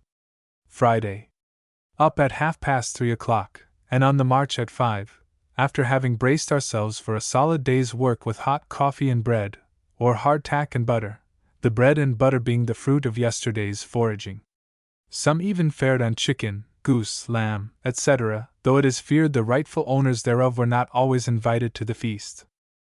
Emerging from the valley, we set our faces again toward Carlisle, and being disencumbered of knapsacks and woolen blankets, which were ordered to be brought forward in wagons, we jogged along in fine spirits. This light marching order, as the phrase is, involves a weight of some 30 pounds, musket included. At 10 o'clock, having advanced some 7 miles, our regiment was halted in a grove just out of the village of Kinston, for a noon rest. By the persuasive force of greenbacks, the villagers and outlying farmers were induced to unearth a goodly supply of bread, butter, and eggs, hidden relentlessly doubtless from the holders of Confederate shinplasters during the late sojourn of King Jeff's hungry subjects.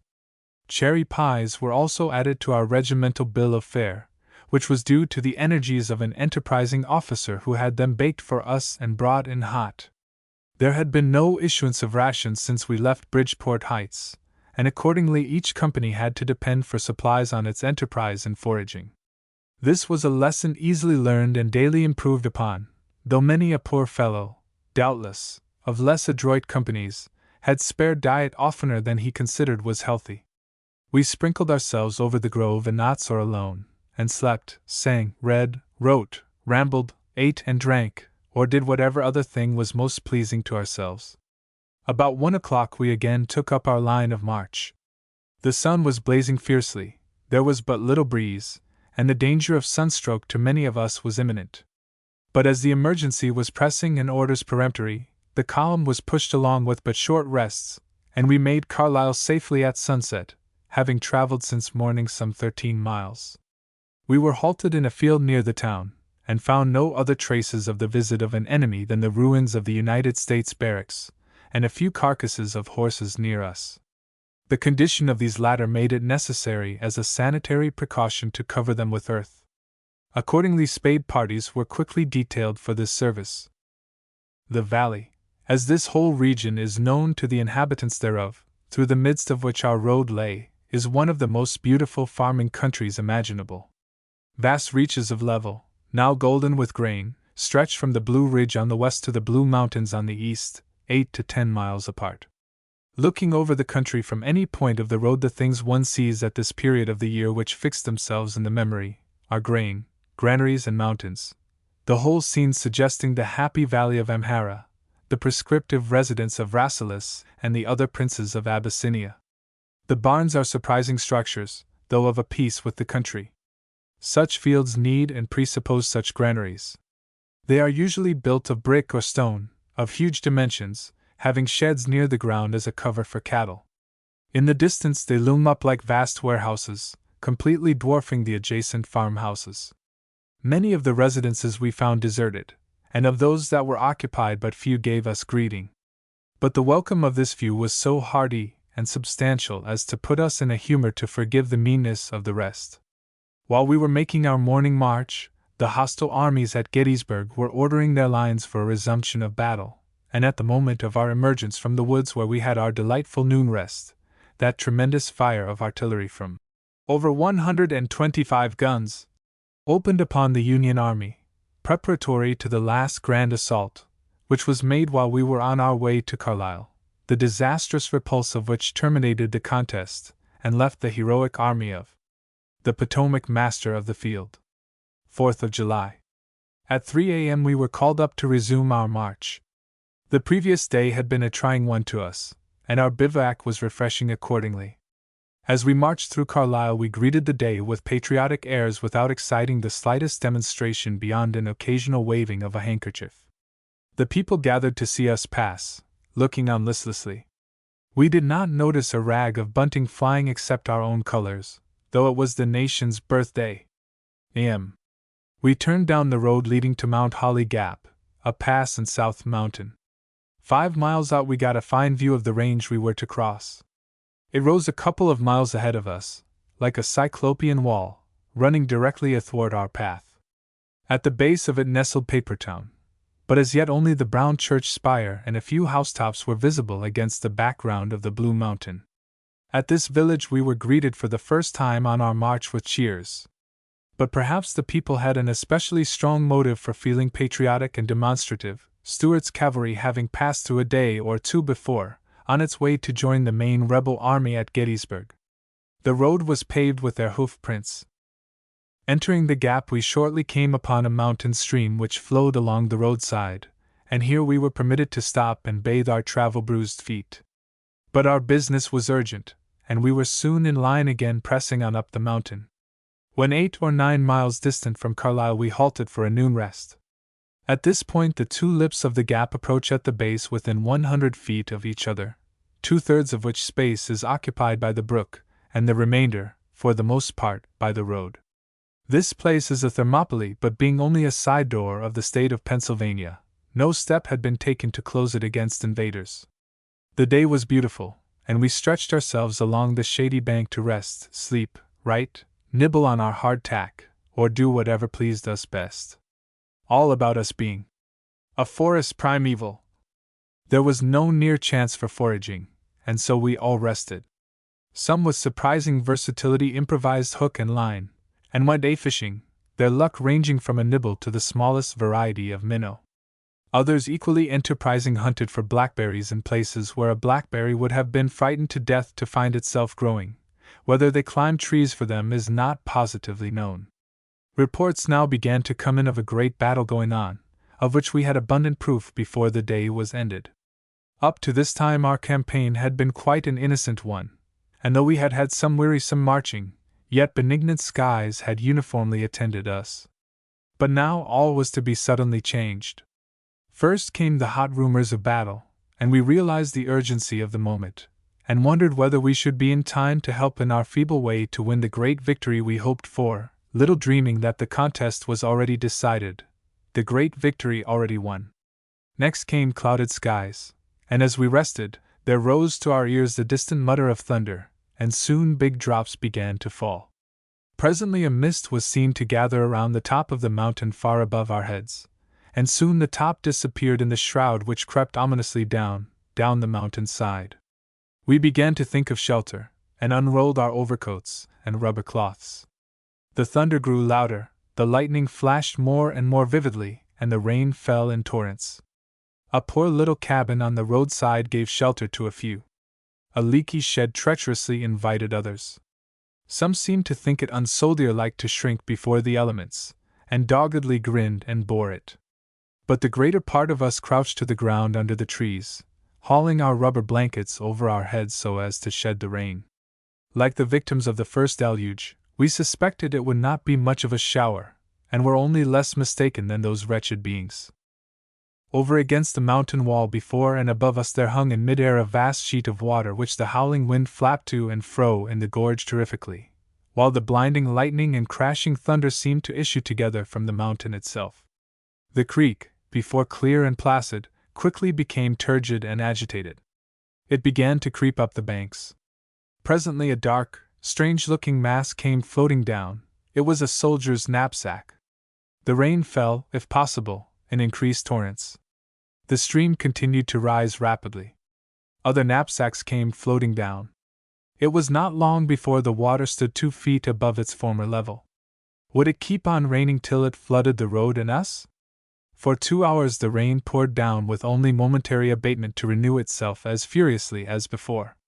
The calm mountain brook had become a raging torrent, threatening the whole gorge with overflow, carrying angrily down a stream of knapsacks, officers' valises, etc. As we afterward found, the torrent had caught them where they had been piled together, the rising water having isolated them and put them beyond the reach of their owners. There being no signs of the storm abating, the order came to forward. We fell in resignedly and even with good humor, having by this time got pretty thoroughly soaked, every expedient of shelter failing. Indeed, we had given up trying to keep dry, and many of us had taken to sauntering up and down the road watching the baggage drift by, and laughing to see one another's forlorn appearance. With trailing arms we marched cheerily up the mountain, singing with infinite gusto, "Marching along," John Brown, and kindred airs, our choruses sounding out grandly in that wild place, and amid that terrific storm. A little further on we came to a manufacturing hamlet in a sort of cup of the mountain, the stream on which the mill stood flowing over the edge of the cup at one side as it were. At this point, or near it, we left the Carlisle Pike and took the mountain road on our right, following up the course of the mountain creek. We now began to fall in with a stream of men, dressed in U.S. uniform, but without arms. They reported themselves to be paroled prisoners captured in Wednesday's Battle of Gettysburg. They told us the battle was still raging and that we should soon be in the midst of it. This was definite, the first definite information we had had from the Army of the Potomac since we began our march. We were now convinced that a great battle was going on, or had just been fought, and whether lost or won, we felt we must be needed. This news animated every bosom, some with anxiety, some with courage, and we pressed on with renewed vigor. 2 miles further on, at the point where Hunter's Run crosses the road, the column was delayed on account of some obstruction in front.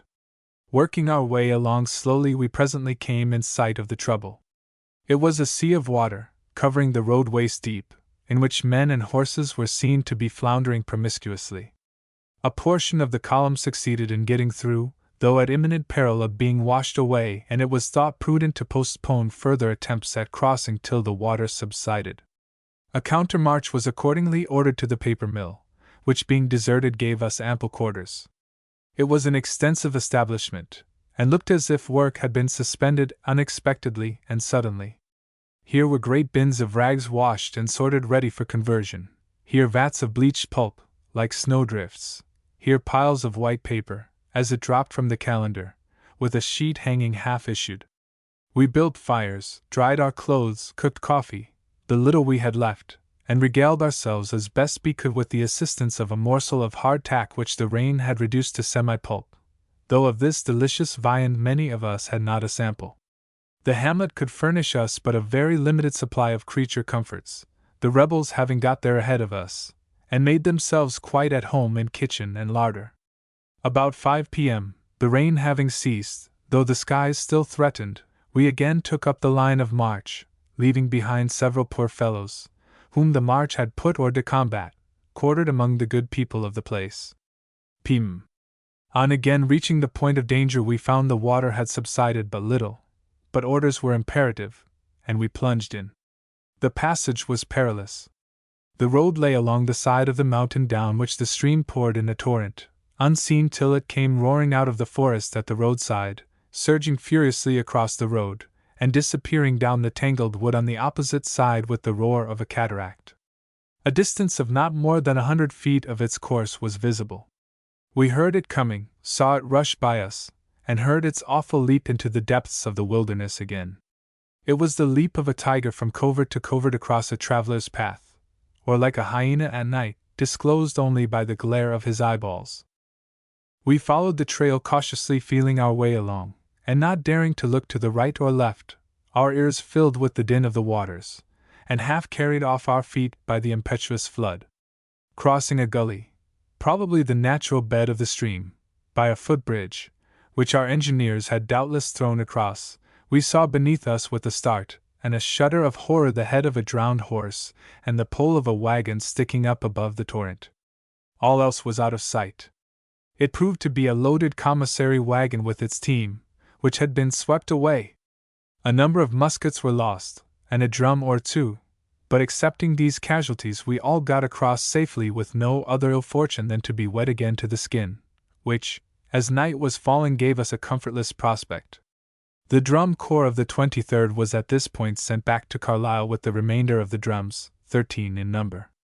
In this part of the mountain the road runs level for several miles along its slope, and being cut down on both sides is for long distances little better than a ditch. The soil being a stiff clay, the tremendous rainfall having insufficient escape converted the road into a canal, 6 inches to a foot of water overlying 6 inches to a foot of mire. And into this infernal passage we plunged as night closed upon us. For a couple of hours we floundered along with desperate energy, losing shoes sucked off by the tenacious slime, and some even throwing away their blankets. It was pitch dark, it had begun to rain again, we were hungry, having had nothing but a little wet hardtack and one small ration of coffee since we left Carlisle, and many of us not so much.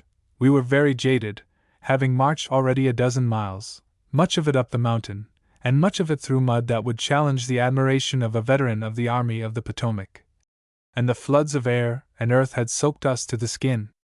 Still we kept up our courage and pressed forward, for now we had reason to believe that a great battle was raging, which would, we hoped, be decisive of the salvation of the Republic, and we prayed that if any exigency had arisen or should arise, which seemed not improbable, in which the militia reserve should be needed to turn the fortunes of the day in favor of our arms, we might not be too late.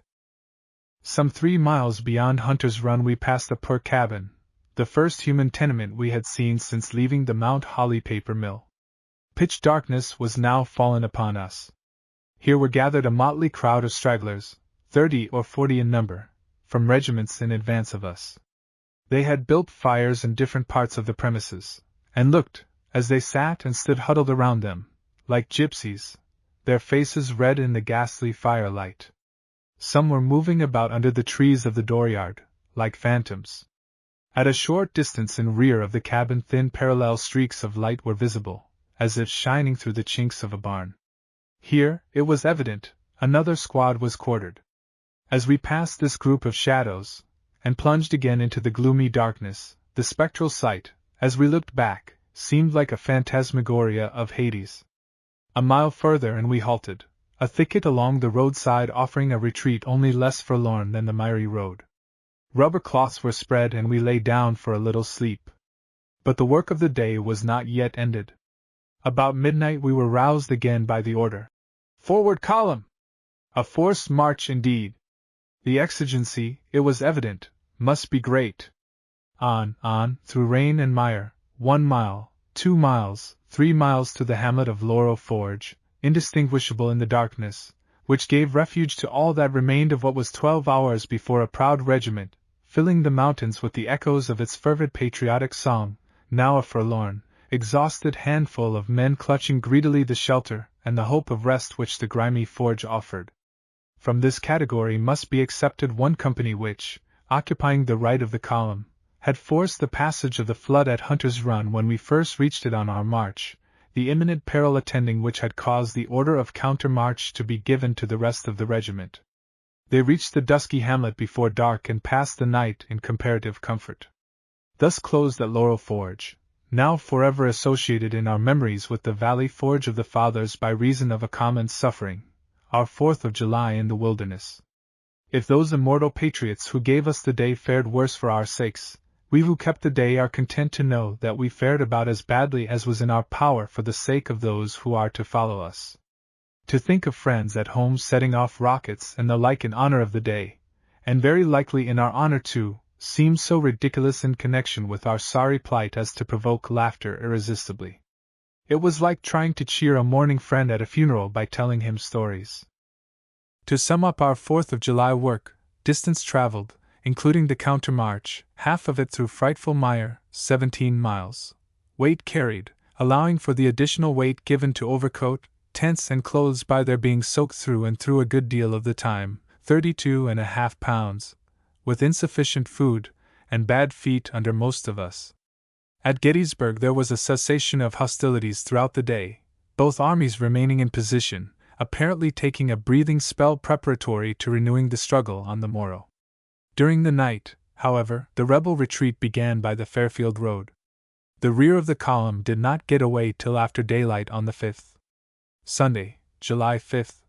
In the early morning, which it were a satire to call the Sabbath day, as it had seemed ridiculous to us to think of the day before being the Jubilee day of our boyhood, we scratched open our eyes and looked about us to see what sort of a place it was we had fallen upon. Half a dozen small, unpainted, dingy wooden cabins stuck along the roadside, an iron furnace and a few other buildings, appendages of the latter, or nondescripts, greeted our sight. But there was one thing we saw which made us glad: a fine mill stream, where though the water was turbid and yellow we bathed, and washed the mud and grit out of our clothes. Some of us found in the miserable settlement a little coffee and some flour, the latter of which we were at no loss how to use, for what soldier has not heard of flapjack? Entering a cabin, and taking possession of the family cooking stove, the women of the establishment meekly withdrawing, a small party of us prepared our repast.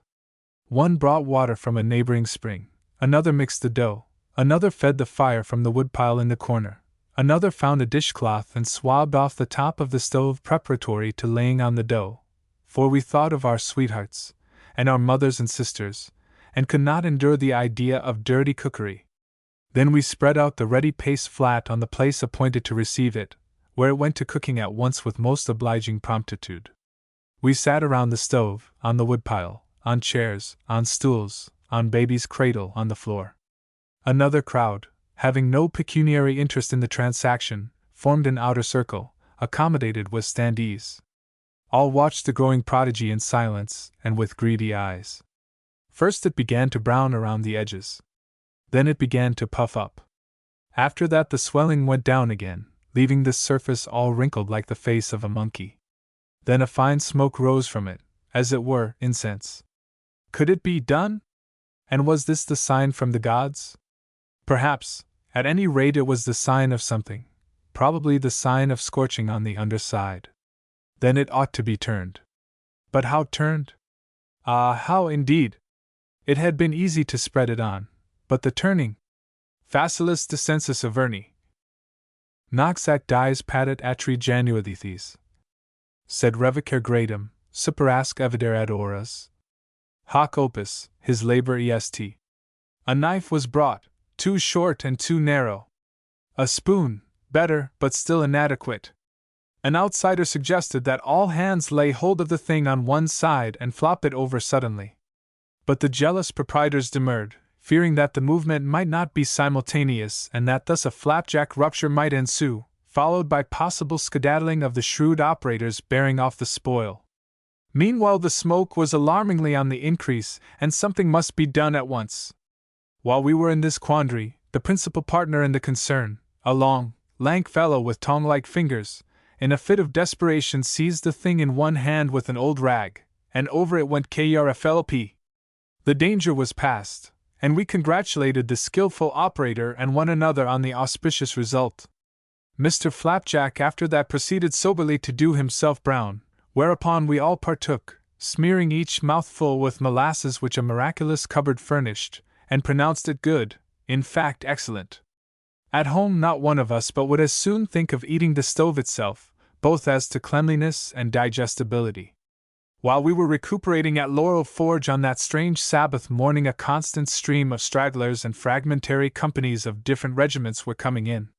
One of them reported meeting a party on the road whose situation very fairly represented the degree of wretchedness which all, officers and men alike, underwent on that eventful day and night of the 4th of July. It was just at daybreak. The men were wading along through the mire as a staff officer rode by and drew rein at the roadside a little ahead of them, in front of a party of some 3 or 4 officers who were evidently having their bivouac there in miserable isolation. The officer whom the messenger saluted as his superior was bareheaded, having evidently just risen from the ground where his rubber cloth and blanket still lay. His dress was wet and begrimed with mud, his hair was frosy, lying in ropey tangles upon his head and hanging over his brows, and his face was haggard with anxiety and suffering. It was Brigadier General, and here in this solitary wilderness had actually been his bivouac, in company with a few of his staff. Taking what was overheard as a clue, something like the following colloquy passed between the messenger and the general. General, a complete company, or anything like it, cannot be found on the road, much less a regiment of the brigade.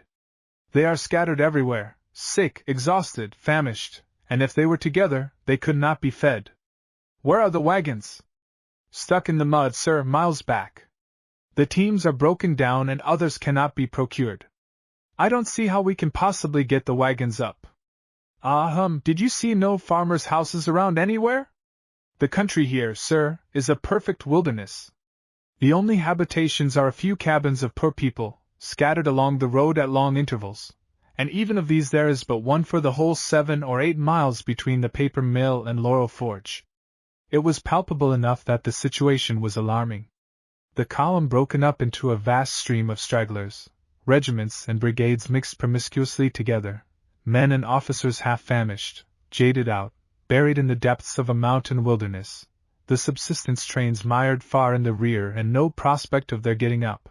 All this rushing at once upon the mind of a conscientious commander wholly unused to the hardships of real campaigning. And before he had had time to throw off the incubus of the dismal night he must have endured, was enough to crush any but a heroic spirit. The skeleton of the 23rd having gone forward early in the morning, our little private breakfast party hastened its departure from the now to us historic hamlet of Laurel Forge, after gratifying the poor woman who presided over the dingy domicile with the sight of more money in her hands, doubtless, than she was accustomed to seeing at one time. The road now began to improve at once. We were getting out of the wilderness, apparently. A few miles brought us to Pine Grove, another settlement with its furnace and shops. Then shortly after we began to ascend again, and we wondered with fear and trembling whether we were entering upon a second mountain road which it would be our wretched fate to climb. There rose indeed before us, 2 or 3 miles off, a formidable range whose crest must have towered well nigh 1,000 feet above us, and though it did not lie directly across the path we were going, the road bent suspiciously toward it. We had little strength left for such a renewal of our toils. Up, up, up, nearer and nearer the crest of the mountain, till it became at length evident that we were actually on its flank, and that our road lay over its very top. The rain had ceased, the sun was fighting his way out from among torn clouds, and the air was sultry. The road was filled with a vast stream of stragglers intermixed with officers on horseback, and wagons. Along the roadside weary soldiers were resting. Here one had fallen out alone, exhausted and disheartened, and another coming up had sat down beside him on the greensward for a moment, though wearing the uniform of a different regiment. The latter, with a true soldier's feeling, was giving the poor fellow a drink from his canteen, and administering the cheap but precious solace of kind and encouraging words, while big tears rolled down the cheeks of the other. Such scenes were frequently observed. Common sufferings had broken down all barriers, and we felt for one another the tenderness of brothers. Slowly and wearily we toiled on, 1 mile, 2 miles. The road stretched up steep and stony. It was a comfort to be rid of the mire, but the stones were afflicting enough to our bruised feet. How the batteries were ever dragged up that mountain road so soon after emerging from those miles and miles of mire is one of the wonders of equine endurance. But so it was. We found on the summit that incomparable Philadelphia battery which had accompanied us from the fort, and had won golden opinions from all by the unfailing promptitude and uncomplaining endurance with which the little company had borne more than their share of toil and privation. At the top of the mountain the road was blocked up for long distances with infantry and artillery at a halt, and here a good portion of our stragglers came up with the now rehabilitated regiment. The enemy was reported to be near. What enemy or in what force we could not learn. This much, however, was understood: the 11th Brigade, or all that was left of it, was ordered to the front. At length the order, "Forward," ran along the line, and on we marched again. We soon came to a crossroads in an open wood. Here cannon were planted to command both approaches, hid in front by leafy branches of trees laid up against them. These were masked batteries, and it was to be our duty to support them. This looked like business. 100 rods or so further brought us to a pretty opening where we were halted and ordered to pitch tents in the adjoining timber. Foragers were at once dispatched, great fires built, tents pitched, and preparations made for such supper as was possible under the circumstances, just as if our pleasant arrangements were not liable to be stopped at any moment by the appearance of the enemy. But we were too exhausted to feel nervous with anxiety. At length the foragers returned with gratifying reports, the substantial fruits of which were fresh bread and butter, together with a supply of livestock next morning. During the night the commissary wagons came up, and in the morning we had coffee once more, and new rations of hardtack were given out. The 5th was spent by Lee at Gettysburg in making good his escape, a large portion of his immense trains moving by the Cashtown road guarded by a force of cavalry under General Imboden. As soon as General Meade discovered the enemy's retreat he sent General Sedgwick with the 6th Corps in pursuit, but the latter was not able to accomplish much. Monday, 6th. Our approach and preparations to meet the enemy had not developed his presence, though some straggling rebels were brought in who had been picked up by our scouts in the mountains, to whom they had given themselves up without resistance. Accordingly, about the middle of the forenoon we were ordered to advance again. Some of us had cherished the hope that we would be permitted to rest over Monday, for we sorely needed it, and felt that, should we be marched then into the van of battle, what with our physical exhaustion and our wasted ranks, we could make but a poor show of fight. But it seemed the exigency was too urgent to admit of delay. We therefore pulled up stakes again, strapped our luggage to our backs, shouldered our pieces, and marched forward in the direction of Gettysburg.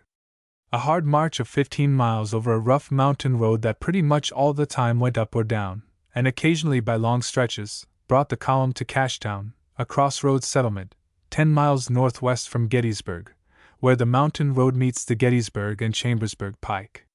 Here we bivouacked in an orchard. This place is memorable to the 23rd Regiment on account of a sad disaster there befalling, in which one of our number was the unhappy actor. He fired off a musket charged with ball cartridge, supposing he was only snapping a cap, directly into the ranks of the 20th Regiment of our brigade, wounding 2 men, one of them mortally. No sooner was the lamentable event known to the regiment than they took instant steps to make the only reparation in their power. They subscribed on the spot a purse of some $1,200, which they duly paid, for the relief of the families of the victims. We had thought to make this spot memorable in a very different and happier way, viz., by the capture of the rebel train bearing the precious spoils which the enemy had taken from our people. But we were too late. It had all got safely past before we came up. That furious storm which had broken over us in the mountains, rendering the roads impassable or extremely difficult, had been the agent of Providence to hold us back. However disposed on the spur of the moment, and in the vexation of disappointment we may have felt to regard our delay as an unmitigated misfortune, depriving us of a golden opportunity of earning a direct share, however small, in the glories of Gettysburg, still we may be sure a wiser hand than ours guided the issues of those memorable days. It is probable that the cavalry force of Imboden, guarding that important train, was large, at any rate large enough to have trampled out our handful of men had we made an attack.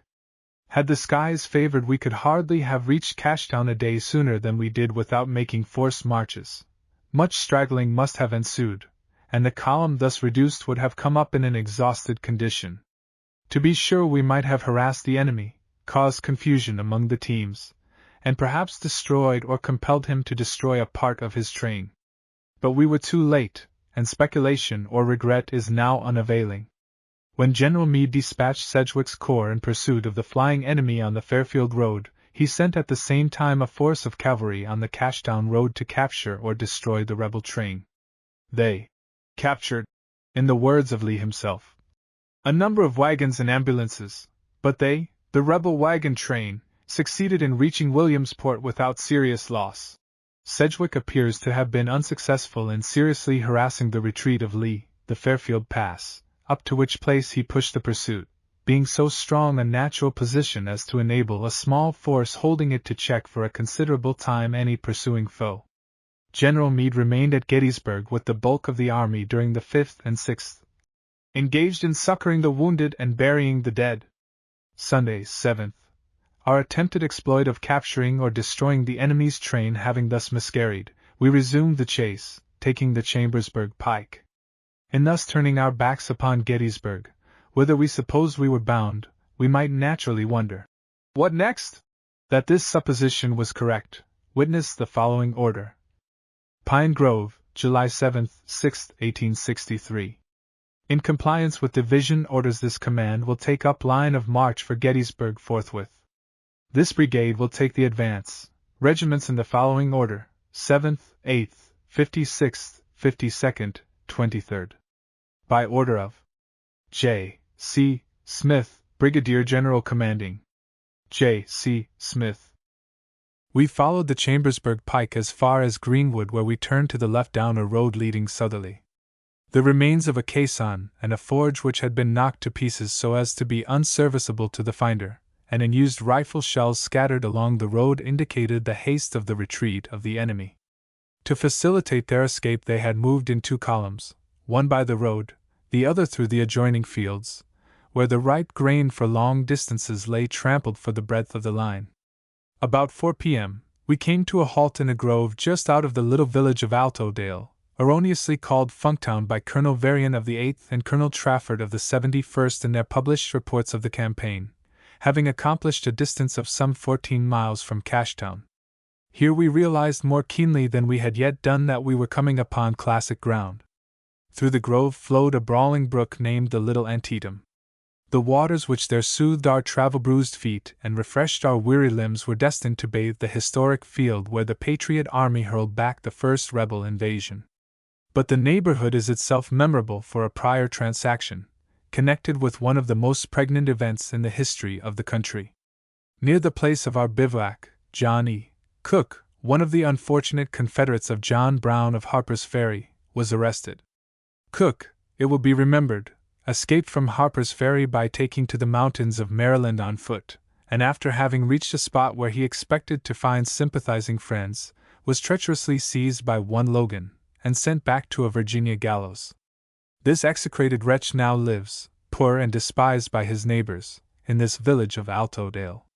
But it is pleasant to be able to say that his wife, as if an atoning angel, opened her doors. Logan was absent on a distant journey at the time, and showed to our men, they being ignorant of who their entertainer was, a generous hospitality. She fed the hungry and nursed the sick with Christian charity. P.M. Varian. Trafford. On this Tuesday morning the entire rebel army reached Hagerstown, and at the same moment General Meade set on foot from Gettysburg a flank movement by way of Middletown. The skies threatening, we pitched tents for the night along the Little Antietam. Toward morning the rain fell furiously. It dripped through the canvas above us, it crept in under the edges of the tents, and soaked the rubber cloths on which we lay. When our situation under cover had become sufficiently miserable, seized with insane impatience we crawled out into the open air, only to find that our neighbors had been as insane as ourselves. It was then early daybreak.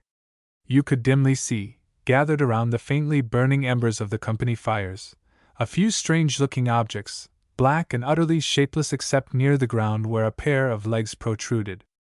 As you moved through the wood you everywhere met forms like these wandering about aimlessly, and in moody silence.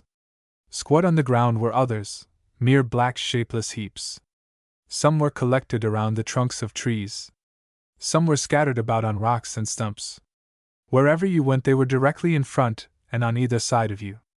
As the beams of morning crept through the grove, the phantasmagoria became still more striking.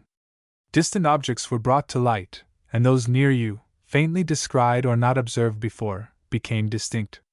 The whole extended wood was seen to be filled with these black shapeless heaps, strewn on the ground indiscriminately everywhere. They encircled the smoldering fires, which ever and anon would shoot up a sparkling blaze as if someone had stirred them. Some taller than the rest were moving about slowly and solemnly. Here and there were commissary and quartermaster wagons, the teams unhitched and turned about like Barnum's equine monster, their heads where their tails ought to be, and looking demurely into the wagons, where, on boxes and barrels, were other dismal black heaps. Observe one of these. It is crowned with a soft felt hat, the rim bent down all around, from which the water is dripping drearily. Looking under it, you see the large, sad, careworn visage of Colonel Everdell, ever watchful of his men, and now sharing with them this extremity of discomfort and exposure. As the morning waxes light, the campfires flame up stronger if not brighter, and now you see real human figures moving about.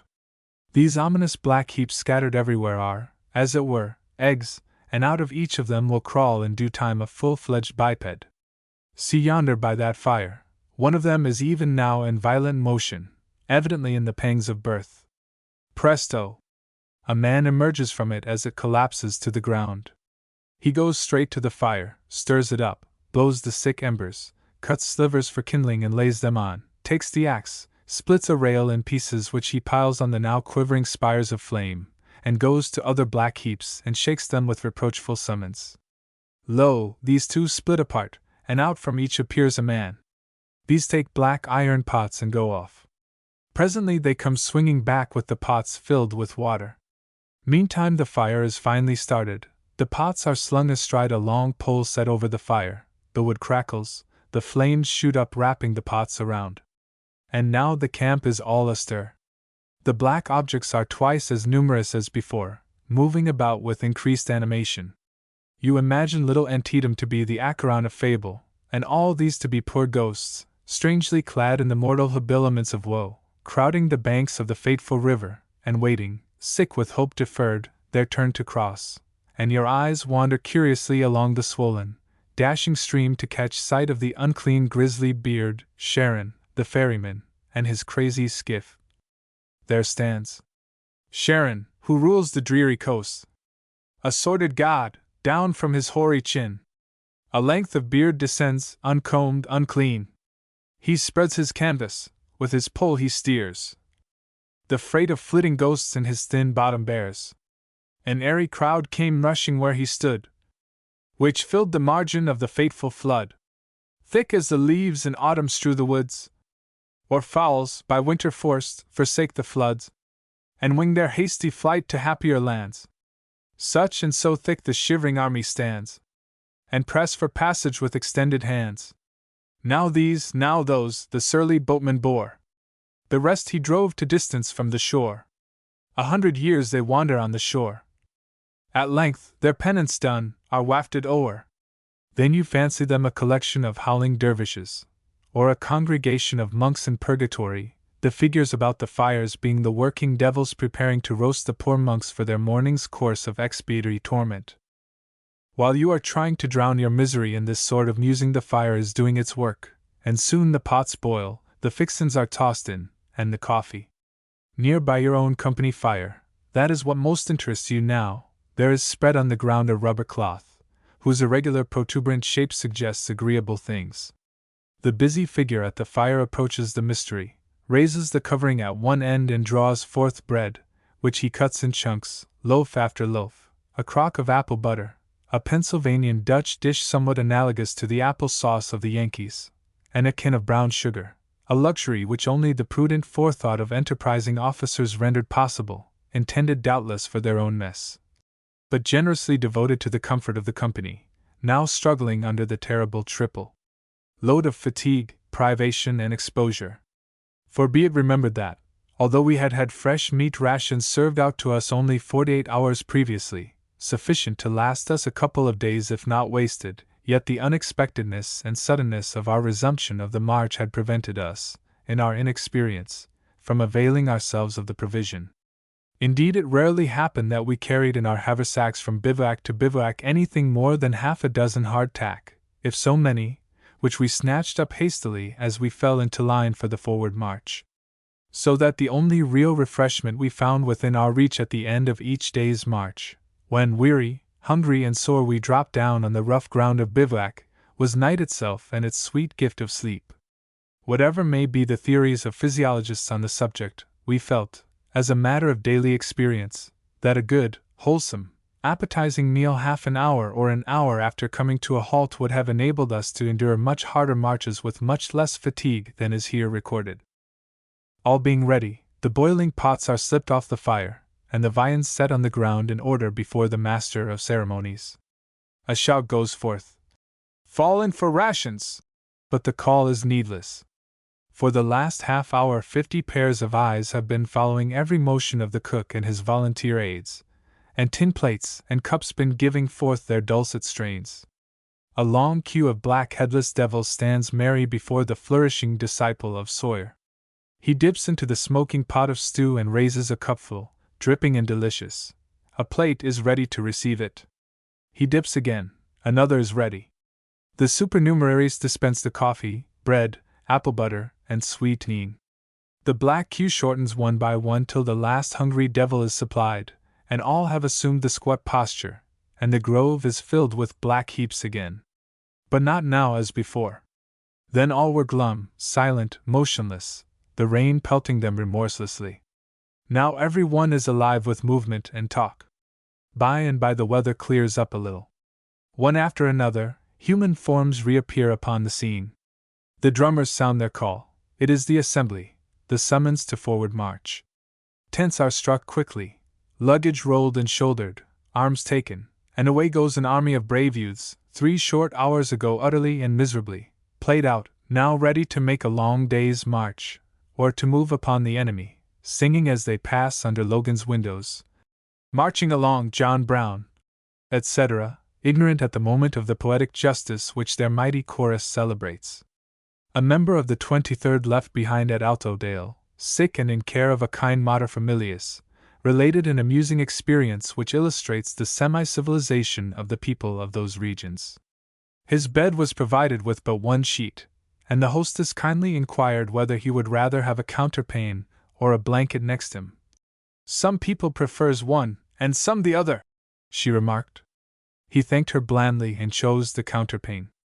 During the 2 days and nights of his stay he did not hear the sound of a piano, nor a note of music from the inhabitants, though he was in the heart of the village, and at twilight saw young ladies promenading the street.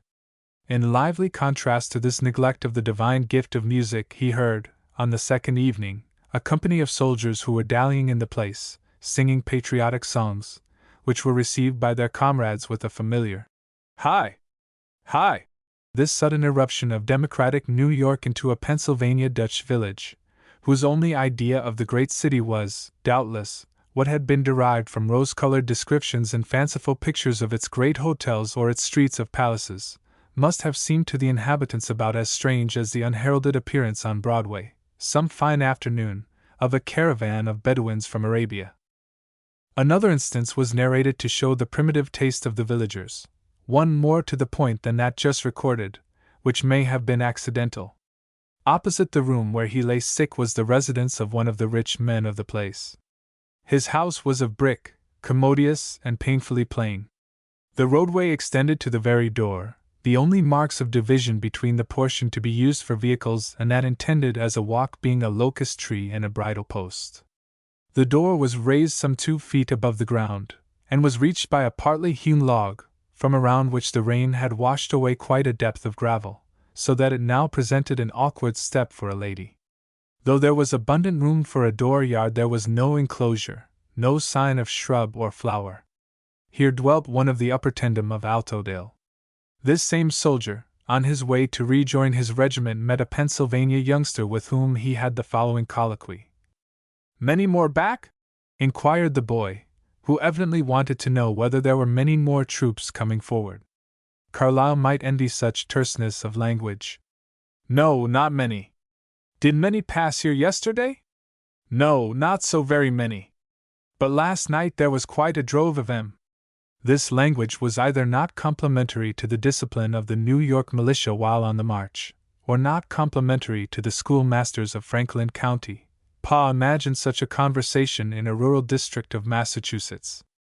As an offset to this promising lad, he heard of another who was chopping wood by the roadside when the rebel army was passing. One of the rascally tatterdemalions coming close to him made a grab for his hat. It was a fashion they had of helping themselves to the headgear of everybody they passed, but missed it. The boy turned, raised his axe, and dared the rebel to try that again. From Altodale the column followed the course of the Little Antietam in a southwesterly direction to Waynesboro, and came to camp 2 miles beyond on the Waynesboro and Hagerstown Pike. The day was pleasantly cool, and the march of 11 miles was made in comparative comfort, notwithstanding the roads were heavy and our wet luggage and clothes added greatly to our burden. As to rations, we were learning to get along with the scantiest supply, like the horse of the enterprising economist which was trained to subsist at last on 1 oat a day, and was on the point of getting along on nothing when he unexpectedly gave up the ghost. Whether our lot would have been similar had our term of service continued a few days longer can never be positively known. At Waynesboro we fell in with the 6th Corps of the Army, which, as before mentioned, had been dispatched by General Meade from the field of Gettysburg, on the 5th instant, in pursuit of the enemy by the Fairfield Road, their line of march being thus nearly parallel to ours. Here we were, then, in the midst of the world-renowned Army of the Potomac, in fact incorporated with it, being now subject to the orders, as we understood, of that gallant soldier, Major General Sedgwick, who fought his corps so splendidly at Fredericksburg in Hooker's unfortunate Virginia campaign. We felt a genuine soldierly pride in such an association. We were now the comrades in arms of men whose business was fighting, and who attended to their business like men, and them we trusted to show us the way we were to follow. Our expectation that, notwithstanding all our forced marching, we were destined to return home without getting sight of the armed enemy was partially dissipated. And now that a live fighting man had got us in hand, there were few of us, it may well be supposed, who were any longer spilin' for a fight. The veterans regarded our gray suits curiously, and advised us to exchange them for Uncle Sam's blue before we went into action. Otherwise, we should most likely be taken for graybacks, as the rebels were sometimes called by the Union soldiers from the color of their dress, and be shot by our comrades. This was not an overpleasant suggestion. Still, in the absence of present danger, we tried to borrow no trouble. General Meade, in his report of the Battle of Gettysburg, makes the following allusion to our arrival, though he erroneously makes Boonesboro instead of Waynesboro the place where we first joined him. It is my duty as well as my pleasure to call attention to the earnest efforts at cooperation on the part of Major General D. N.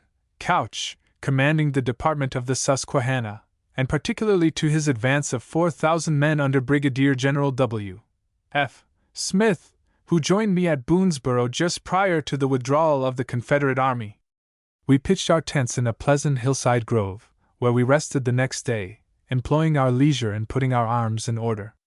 The morning report gave 519 officers and men as present and fit for the duty in the 23rd Regiment, the strongest muster the regiment could show during the campaign. Many of us got passes to go to Waynesboro where, notwithstanding the rebels had, a few days before, seized all they could lay hands on, we found pretty much all we wanted, and having just come out of the wilderness, we wanted pretty much everything that soldiers can use at once, or can carry away with them. The Little Antietam still kept us company, and bathing in its waters greatly refreshed our wearied limbs. Friday, 10th. Ordered out on a reconnaissance with the New York 71st. The column moved out on the Waynesboro and Greencastle Pike, and took position on a bare hill some 2 or 3 miles east of Waynesboro. Here we stacked arms and roasted in the sun all day, at night returned to camp. Saturday, 11th.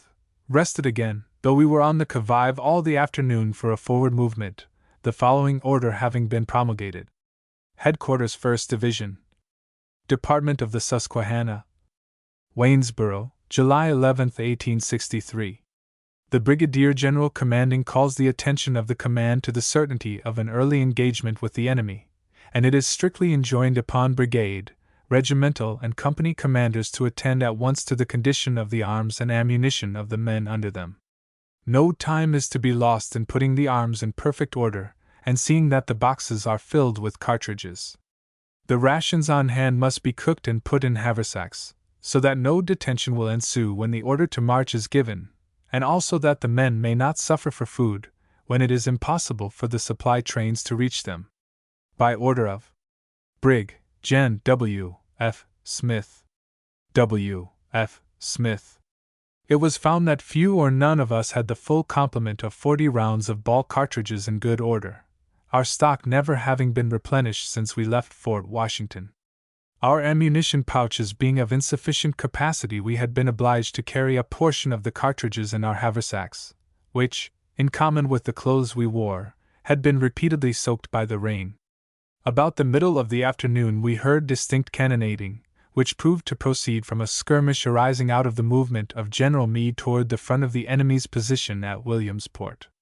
Reports were current, and credited, of another general battle on yesterday, in which Lee had been worsted, and it was expected that it would be renewed today. Thus we had on the whole a good prospect of being present, and having a share, in the enactment of another scene in the glorious drama.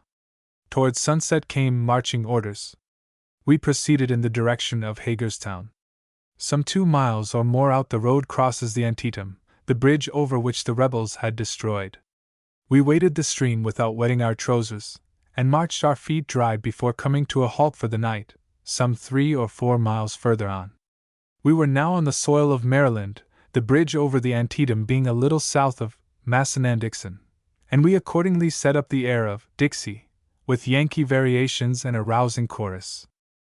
Just at dark we turned into a clover field and bivouacked noiselessly, spreading our rubber cloths and lying down, each man behind his piece, ready to seize arms instantly on an alarm.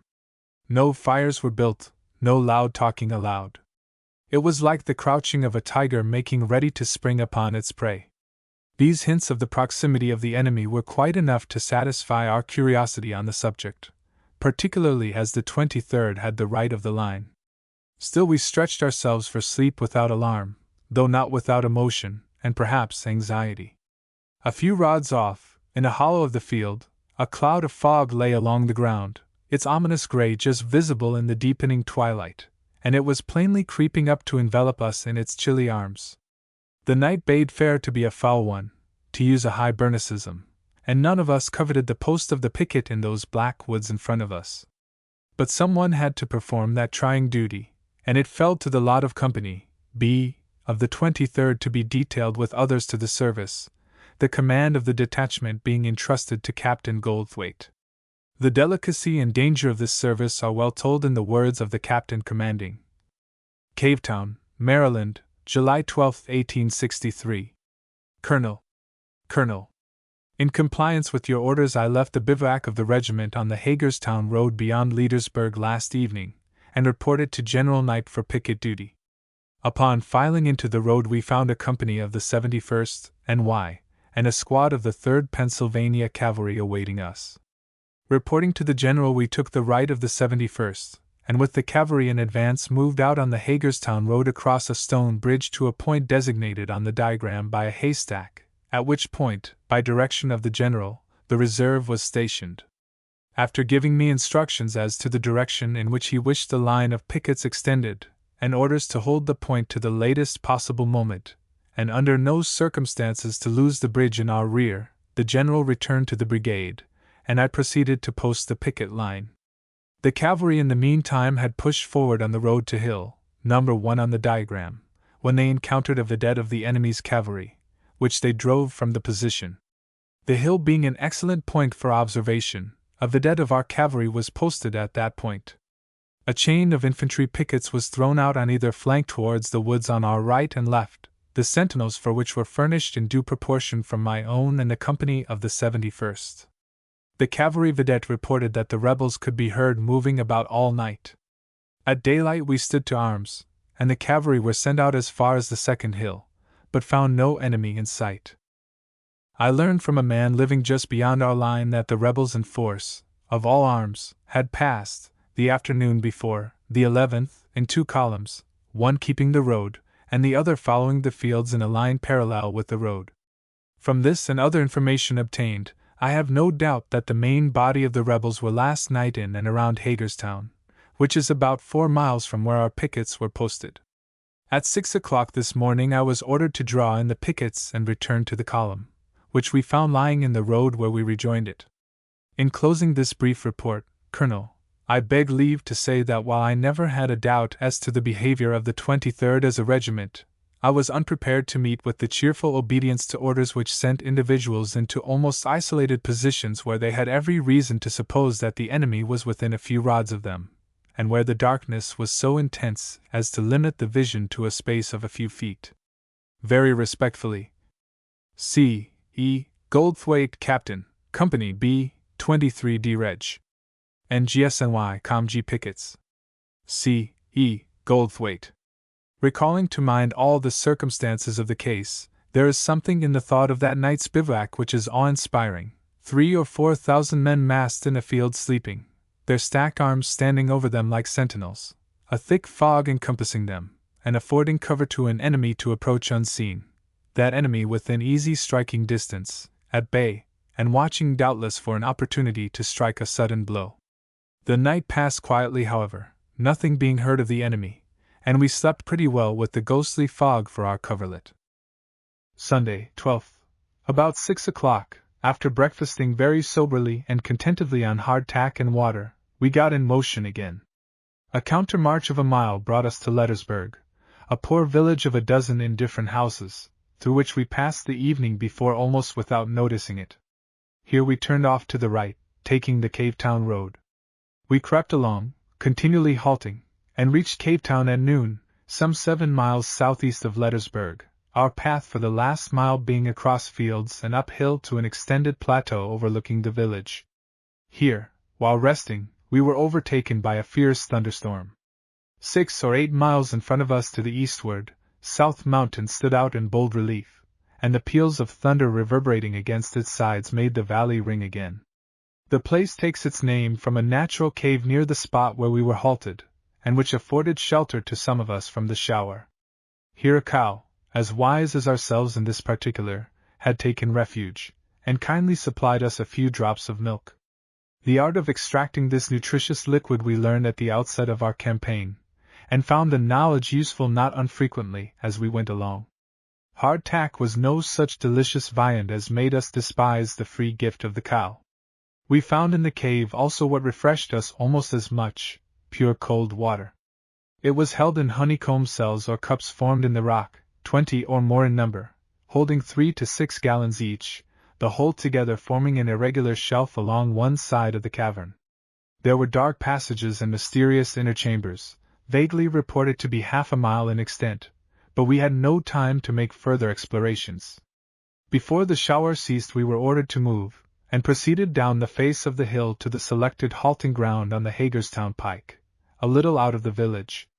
Here the column made bivouac, and guns were planted commanding the road to the front. The rain continued to fall, and in such torrents as to inundate the camping ground. The air was filled with electricity, the crashing thunder reverberating almost incessantly for half an hour through the valley, and mournful to relate, some poor fellows of the 56th Regiment, N.Y., who had imprudently taken refuge under a tree, were struck by the electric fluid, and one of them killed. The state of the ground compelled us to improvise dry beds, which we did by taking fence rails and laying them side by side on the ground. The idea of lying down to sleep on such a style of mattress was preposterous to most of us, still we could not deny that it had the first requisite of a bed, viz., dryness.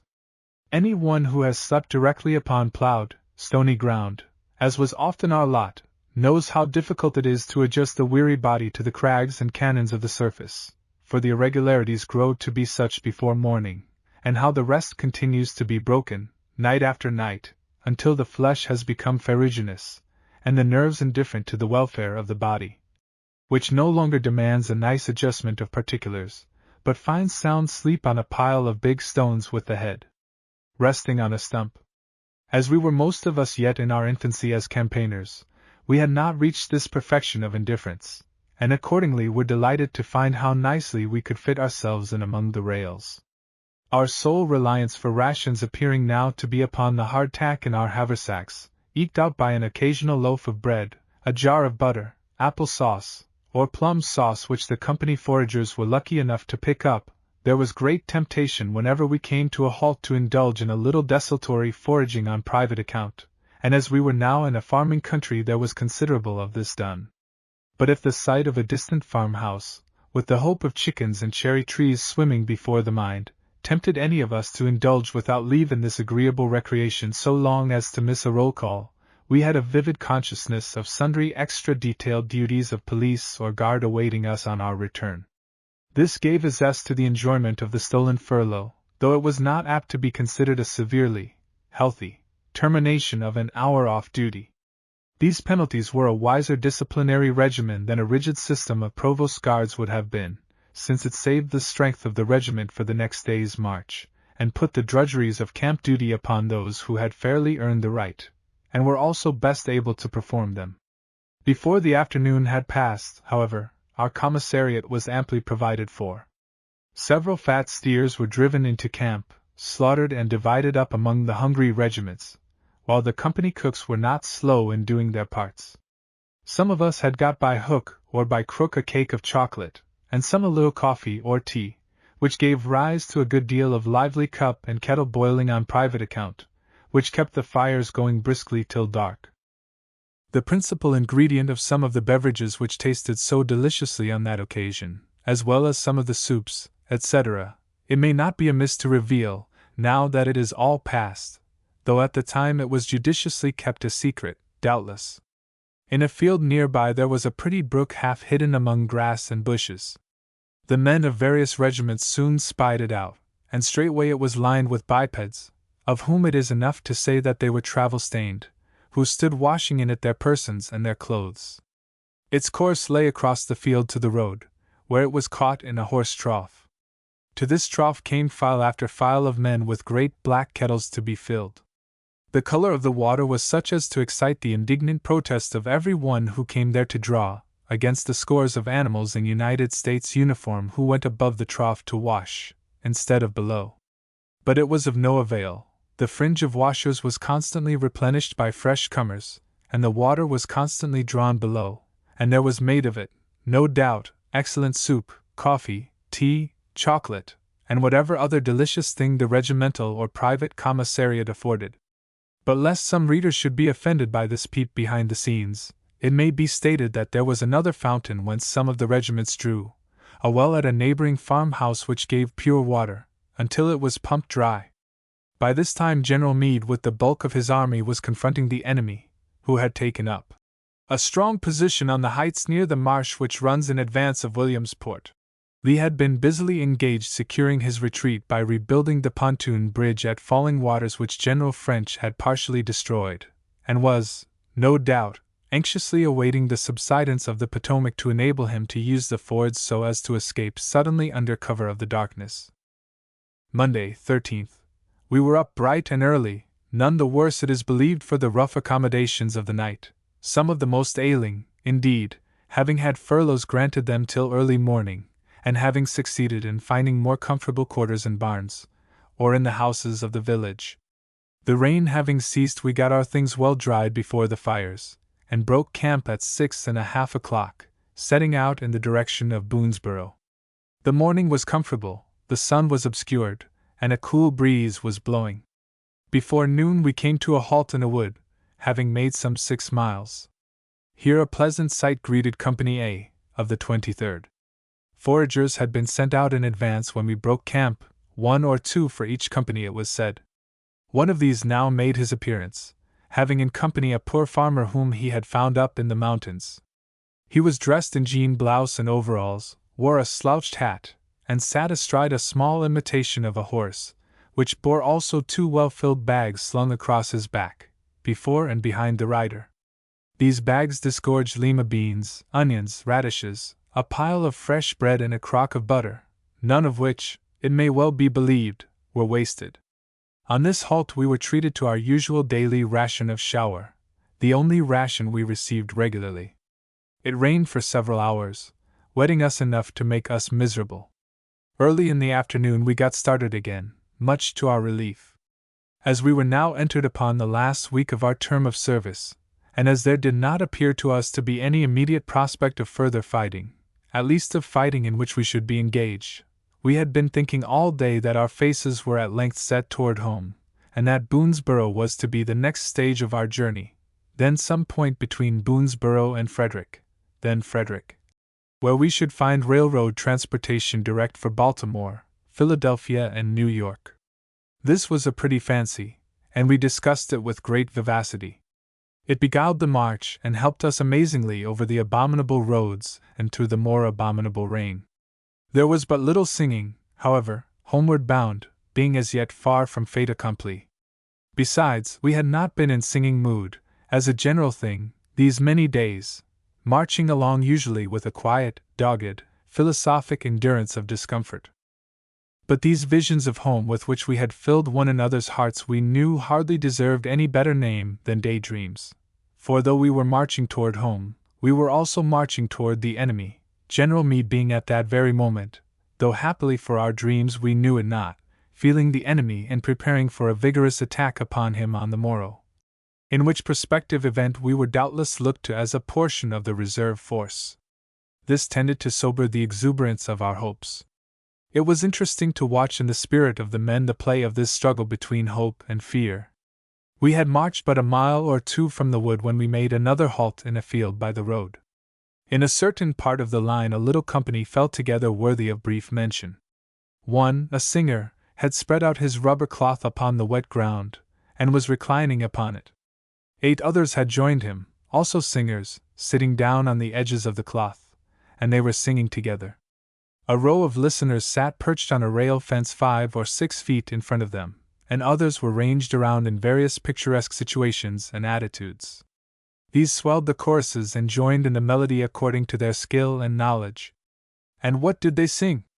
Gideon's Band, Hail Columbia, Kingdom Coming, or any of those songs with which we were wont days before to greet the larks and the freshly risen sun when resuming the march after an uncomfortable bivouac? No, nothing of the sort. But in soft low tones they warbled the most plaintive songs. Because of our hope, we counted over and over again the remaining days of wandering allotted to us by the terms of our enlistment, and beguiled one another with scenes of home revisited. But because there was fear and uncertainty mingled with our hope, we thought of that home tenderly, and were in no mood of exultation in our singing. Those who remember that little chance wayside festival will have no difficulty of recognizing the spirit which animated it in the following melodies, which were always great favorites with us when we were in a plaintive mood. Why am I so weak and weary? See how faint my heated breath. All around to me seems darkness. Tell me, comrades, is this death? Ah! How well I know your answer. To my fate I'll meekly bow. If you'll only tell me truly. Who will care for mother now? Chorus, soon with angels I'll be marching. Chorus, with bright laurels on my brow. I have for my country fallen. Who will care for mother now? Who will comfort her in sorrow? Who will dry the falling tear? Gently smooth her wrinkled forehead? Who will whisper words of cheer? Even now I think I see her, kneeling, praying for me. How can I leave her in her anguish? Who will care for mother now? Let this knapsack be my pillow, and my mantle be the sky. Hasten, comrades, to the battle. I will like a soldier die.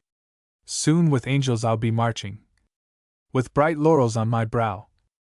I have for my country fallen. Who will care for mother now? The following is inserted, like the rest not on account of any intrinsic merit it may be thought to have, nor indeed on account of any sympathy for the slave which it might have been employed to express, though there was probably no lack of that, but because it illustrates, in words and music, a certain sentimental vein of feeling which found frequent utterance, not very soldier-like it must be confessed, nor indulged when serious work was before us to do, but quite natural to us now that we had caught half visions of home, albeit in the intervening sky there were omens of doubtful import. There's a low green valley on the old Kentucky shore. There I've whiled many happy hours away, a-sitting and a-singing by the little cottage door, where lived my darling Nellie Gray. Chorus. Chorus. Oh, my poor Nellie Gray, they have taken you away, and I'll never see my darling any more. I'm sitting by the river and I'm weeping all the day, for you've gone from the old Kentucky shore. One night I went to see her, but she's gone, the neighbors say. The white man has bound her with his chain.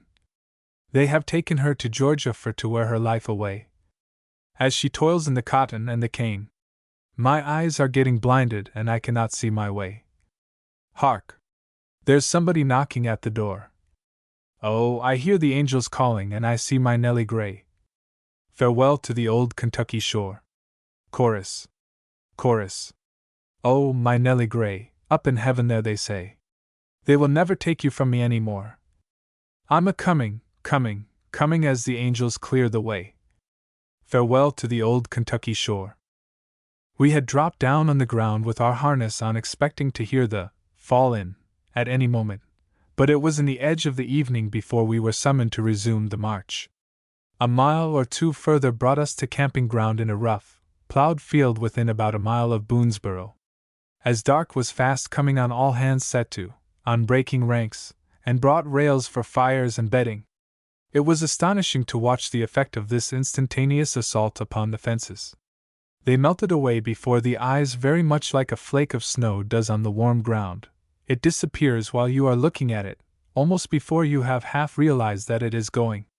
The pots were on in a trice, and by the time we had tents pitched we were saluted with the fall in for soup. The bustle over, we had time to look about us, and then for the first some of us saw what caused a sudden change to come o'er the spirit of our dreams. It was now dark. In the distance in front and on the right appeared the gleam of camp fires, and on the left far up in mid-air a bright light was blazing which we knew at once to be a beacon on South Mountain, many miles distant, though it was too dark to see even the outline of the range. That spot of fire, hanging aloft there in the pitchy darkness like a great meteor, had in it somewhat of portentous awe to us. It seemed the eye of a cyclops watching the foe. Our imaginations had not yet taken in the scope of a vast army, nor the stupendous movements of a great battle like Gettysburg. The apparition of extended camp fires and a great beacon afar off came suddenly upon us as out of the very darkness. We had been beguiling the day with visions of home, and cheating ourselves with the dream that we were even then homeward bound, and now to have thrust upon us without warning the spectral lights of a great army, and to be set down in the midst of them was startling. But the surprise over, the sight was exhilarating. Close about us lay encamped the several regiments comprising our column, where 100 fires were blazing. Around them figures were moving like Indians, whose faces the flames lit up with ghastly distinctness. The neighboring wood was made visible and gloomy at once by the fires under the trees, the foliage reflecting the light dismally. Elsewhere all was in darkness, and we lay down to sleep wondering what the morrow would bring forth. Frederick City and home were forgotten, and the thoughts that now possessed us were of marching and counter-marching, of lines of battle, of reserves, of battery supports, and the like. General Meade had spent the day in making reconnaissances of the enemy's position and preparations for an attack on the morrow, and General Lee in completing his preparations to withdraw to the south side of the river, which he expected to accomplish during the night. But, owing to the condition of the roads, the troops did not reach the bridge until after daylight on the 14th, and the crossing was not completed until 1 p.m., when the bridge was removed. p.m. Tuesday, 14th. The morning dawned but brought to us no appearance of impending battle, and probably in the event of a battle, the first intimation we should have had of it would have been the distant roar of artillery. And this we heard about noon, doubtless the attack of General Kilpatrick's cavalry upon the enemy's rearguard at Falling Waters, which resulted in the fall of the rebel General Pettigrew, who was in command of the rearguard, and the capture of 2 pieces of artillery and 1,500 prisoners. About this time we were ordered under arms again. By slow, short stages we crept across the fields to the Boonesboro and Hagerstown pike, which we followed toward the latter city 2 miles. We passed a spot where there had lately been a great camp, the fences all gone, the fields one vast common and trampled foul, and the air loaded with stench from putrid carcasses. There were some troops still remaining, also a park of army wagons, hundreds in number, and a large drove of fat cattle. When we thought of our starved commissariat, this sight made us inclined to envy the lot of the soldiers of the Grand Army. We halted in a field, through which runs a considerable stream called Beaver Creek, a tributary of the Antietam, within 30 rods of where there had been a cavalry fight a few days before. It was stated that our men buried some bodies of rebel soldiers that afternoon. Toward evening news came that put an entirely new face upon affairs. 4. Homeward bound. By late Baltimore papers we learned of the great riot in New York, that Chief of Police Kennedy had been killed, that the militia, called out in defense of the city, had been disarmed by the mob, that the office of the Tribune had been torn down, besides a great many other things to match. This created somewhat of a stir in camp, as may be imagined. It was not pleasant to think of our firesides and our property, and those of our fellow citizens exposed to the mercies of mob law, and we, to whom this city was accustomed to look for protection against such violence, unable to defend them. Under purely patriotic impulses we had rushed to the rescue of an invaded sister state to do the little we could toward destroying the great enemy of our country, and now to be assailed by this dastardly fire in the rear made us turn with even a sharper vengeance against the insurgents at home than we felt towards the armed hosts which confronted us. Nor had homesickness anything to do with this feeling. It is true, the idea which was involved, of going home, modified secondarily the tone of our spirits and made us jubilant, without, however, diluting our eagerness to be seen marching up Broadway with firm step to the rescue of our own dishonored metropolis. During the remainder of the afternoon this news was the staple of our talk, and we chafed to be off at once. Some of the regiments appeared to be in possession of specially gladdening news, for they filled the camp with cheering and hilarious singing. This spirit was contagious, and a remarkably buoyant feeling quickly overspread the whole encampment. But the best laid schemes o' mice and men, gang aft egg lay, and like sensible men we put not our trust in princes. Accordingly, the opportunity of getting a fresh supply of delicacies being presented, we availed ourselves of it precisely as if we understood that we were to resume pursuit of the enemy on the morrow. Boonesborough was only some 4 miles distant, and men were detailed to go thither, and get what they could, though the supply of store goods was extremely problematical since the rebels, with maws more insatiable than ours, had occupied the place but a few days previously, and must have lovingly visited the shops. Commissions were given for the purchase of all sorts of things to eat, things to drink, things to wear, things to cook in. Toward evening the chaplain held a prayer meeting under a spreading tree. These meetings, which had been so acceptable to us while we lay at Fort Washington, were now grown almost totally into disuse. During the severities of the campaign it would have been a forlorn task to meet together either at the close or the beginning of the day for even the solemn services of religion. Our strength was always near the point of exhaustion, and it was doubtless the feeling of all who thought about it that we were serving our Maker better by husbanding all our physical powers for use against the armed enemies of law and order, of republican government and personal liberty, of society and religion, than we should be by spending in public prayer, singing and exhortation the precious hours that would otherwise be given to rest. In silence of the heart with brief and often painful ejaculations, and in the nakedness of truth, which no public ceremony can so much as imitate, did worship go up to heaven from every devout heart among us, during those days and nights of suffering. The sharpness of our tribulation was our best chaplain, pointing to us the way and helping our feeble wills to walk in it. We needed then no other. Under the inspiration of the morrow's hope there was a great demonstration of joy in camp. Throughout the evening the air was filled with cadences of happy song and with uproarious shouting, and all felt, as we stretched ourselves in our tents for sleep, that the morning would bring us assurances that we were homeward bound. Wednesday, 15th. Morning dawned through a dripping atmosphere as usual. We piled together the half-burnt faggots, and rejoiced with the leaping flames in the expectancy of receiving immediate marching orders. We cooked coffee and soup, the partaking of which was not observed to result injuriously, strange as it may seem, and dried our tents, blankets, overcoats, etc., but no marching orders came. Nobody knew what was going to be done. We were packed and all ready for the final word, but that final word seemed fatefully to linger. It was a period of anxious suspense. We were yet a part of the Army of the Potomac, and in the very midst of it. General Meade's headquarters were near. The enemy we supposed were still at bay in the mountains this side the river.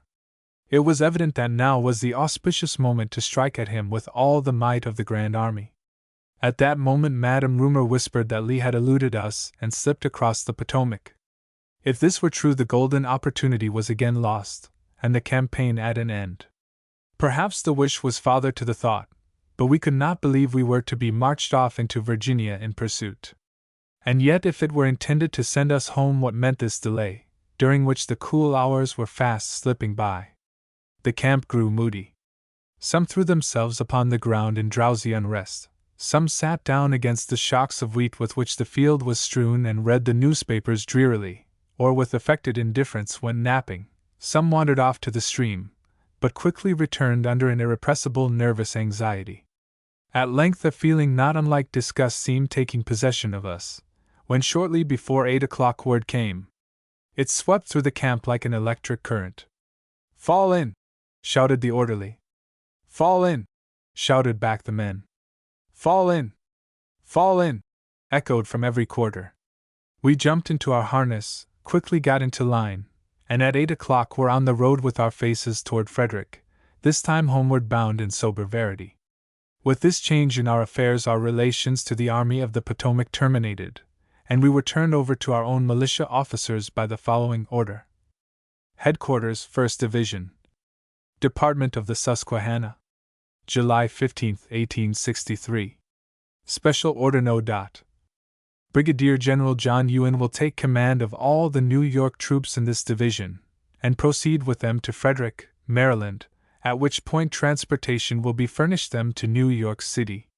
In parting with them, the general commanding must express his admiration of the courage and fortitude with which they have stood the toils and privations of their late marches.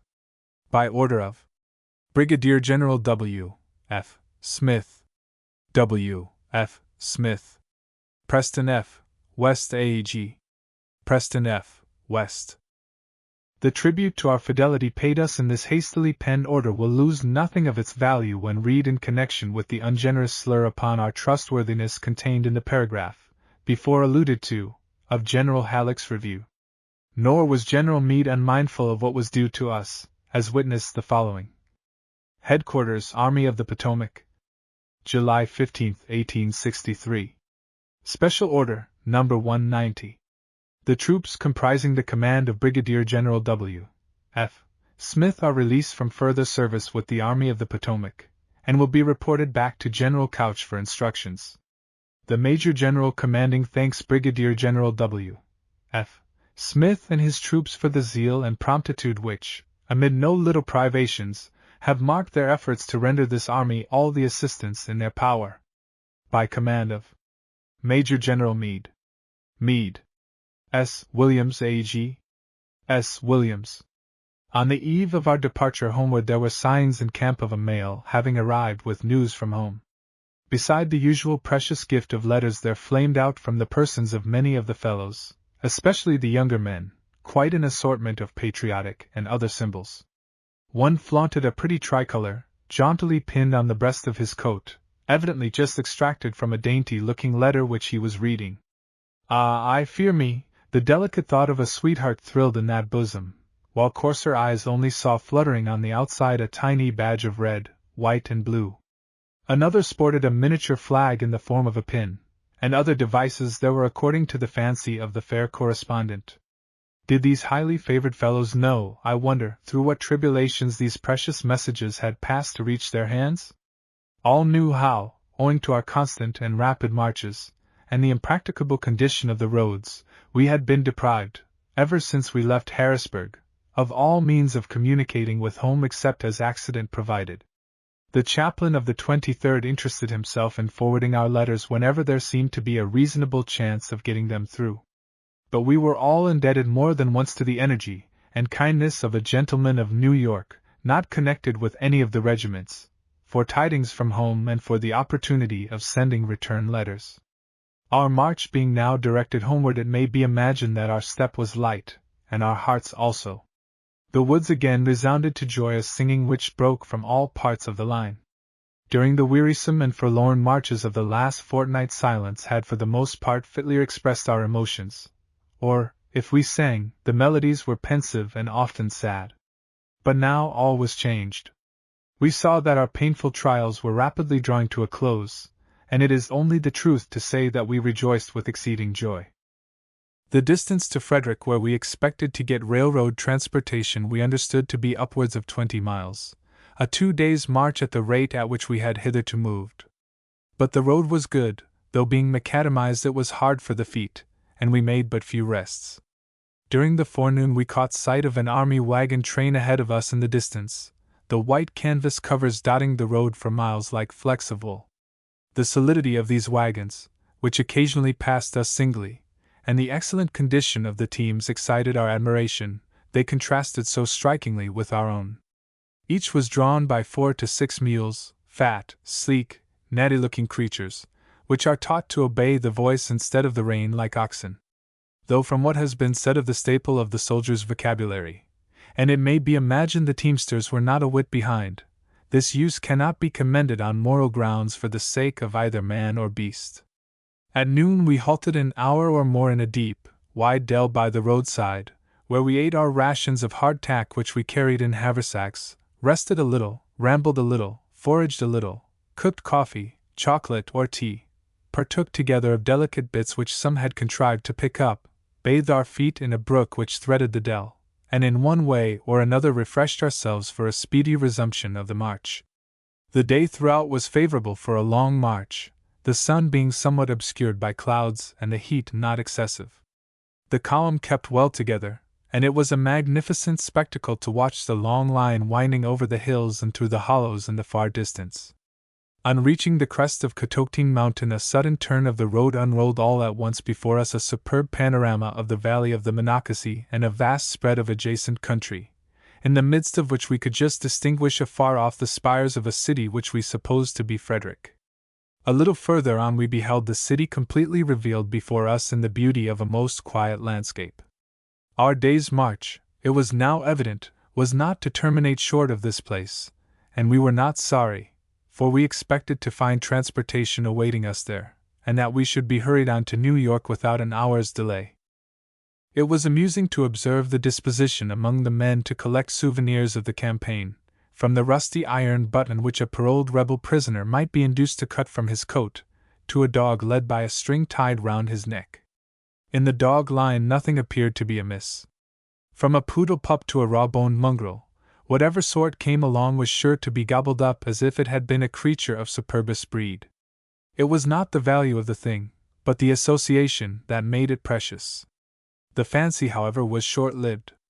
Perhaps the long march did not agree with the dogs, or their new proprietors grew weary of facing the storm of laughter which greeted them every little while when extricating their yelping charges from between their own or their comrades' legs among which they were forever getting tangled. Whatever the reason, the dogs disappeared, there being only one poor, limp, fagged-out mongrel left, according to the writer's observation, to enter with the stately column the city of Frederick. It is not impossible that some might have turned up in the shape of soup or stew, had our commissariat been subsequently in so suffering a condition as on some days and nights we had passed. At such times dog or cat or mule meat, well stewed, would have been accepted with enthusiasm and voted an immense success. We entered Frederick toward the close of the day, and halted there for a couple of hours or more. The shops were instantly besieged for eatables and drinkables of every description, but could do little towards supplying the ravenous demand. At dark we buckled on our harness again, having 3 miles yet between us and Monocacy Junction, where we were to take cars. As we neared the junction the screaming and snorting of locomotives greeted our ears, and pleasanter sounds could hardly be imagined. The idea of a train of cars flying across the country had haunted us in many and many a toilsome march, and now to know that such was to bear us over the distance that yet intervened between us and our homes, and to hear its shrill greeting, and to catch sight of its glaring cyclops eye, all this was indeed exhilarant. This last 3 miles was to some of us, probably to all, by far the severest part of the march, much severer than it would have been had the rest at Frederick been shorter. The day's performance was certainly a great feat, only exceeded in severity by our 4th of July's march from Carlisle to Laurel Forge through a sea of mud. The distance from Beaver Creek to Frederick is something like 22 miles. We moved with equipments complete, even cartridge pouches filled. What kept us up was the near prospect of home which loomed glittering before our eyes, the knowledge that this was to be our last march, and a belief that a great emergency existed in New York requiring our immediate presence. But even under the stimulus of these inspiring motives, it is remarkable that we kept up at all. One poor fellow, a member of the 56th N.Y., had no sooner reached camp than his overwrought powers gave way, and he died in half an hour. He had the appearance of a hardy working man. Strange that death, for that day's fatigue, should have passed by men unused to severe toil, and lain his strong hand on one of sinewy frame. The place of encampment was a piece of woods near the railroad. The ground was somewhat damp and the air heavy with mist, but too fagged out to pitch tents, we spread our rubber blankets and dropped upon them. Moreover, we did not suppose we were to rest there during the whole night, but expected to be called up soon to take the cars. In that bivouac, our bodies overheated and their nervous energy exhausted, there was peril, much greater peril than many of us thought of, but the night passed quietly and uneventfully. Friday 17th. The hours of Friday melted away one by one without bringing any intimation of a further movement. But a little after midnight following we were ordered into line to take the cars for Baltimore. It soon began to rain, and so continued till dawn, during all which time we remained under arms on the road, waiting, and got thoroughly wet again. At dawn the 23rd and 56th were packed aboard a train of 30 cars similar to those which transported us from Philadelphia to Harrisburg at the outset of our campaign, and which we had thought so wretched. Some of them were provided with 3 or 4 rough pine boards for seats, and the rest with nothing whatever. But now our plane of view was shifted greatly, and the thought that our long marches, our exhausting fasts, our comfortless bivouacs were all ended, was so ravishing that we regarded the car as an asylum from misery. We reached Baltimore about 4 p.m., where we got refreshments, and expected to take cars for Philadelphia at once, transportation having been secured for the 23rd by its officers. The brigade, however, was ordered to proceed together via Harrisburg, and we accordingly marched across the city some 2 miles to the Harrisburg depot, where we embarked about midnight on a train similar in style to that which had brought us from Frederick. Our progress was very slow, owing probably to interruptions on the road, the rebels having burnt the bridges and torn up and twisted the rails. Repairs were by this time nearly completed, though several structures we crossed were considered very unsafe for the passage of trains. p.m. Saturday 18th. We spent the day for the most part on the cardops, which afforded a charming panorama of the pretty country we were traversing. The train being more than one half the time at a standstill, some of us had the enterprise to build fires on the road and cook coffee, some hunted for berries, some ran off, at no small risk, to a neighboring farmhouse for bread and butter, milk, cakes, pies, etc. Some whiled the time away with playing checkers, the squares being scratched on the tin roofs of the cars and small flakes of stones being used for pieces. At York we found awaiting our arrival a crowd of small vendors of cakes, pies, etc., who brought their commodities eagerly to us, which we as eagerly purchased at outrageous prices. Between York and Harrisburg we had a narrow escape of an appalling calamity. A new bridge over a considerable confluent of the Susquehanna gave way under a freight and cattle train only a few hours before we reached the spot, the whole now presenting a frightful spectacle of wreck. We crossed the stream, some by a light pontoon bridge, and some clambering over the broken timbers and wrecked cars, and took a train on the other side which brought us safely to Harrisburg by dark. Here we were threatened with another delay, which was prevented, as we understood, by the resolution of our regimental officers. After partaking of lunch freely furnished at the soldiers' dining hall, we proceeded without change of cars toward home. Our berths for the night were somewhat promiscuously dovetailed together, not unlike a box of sardines. But notwithstanding an occasional kick in the face, or the racy smell of an old shoe not far removed from the detective organ, or other like reminders of our situation, we slept and were refreshed. Sunday, 10th.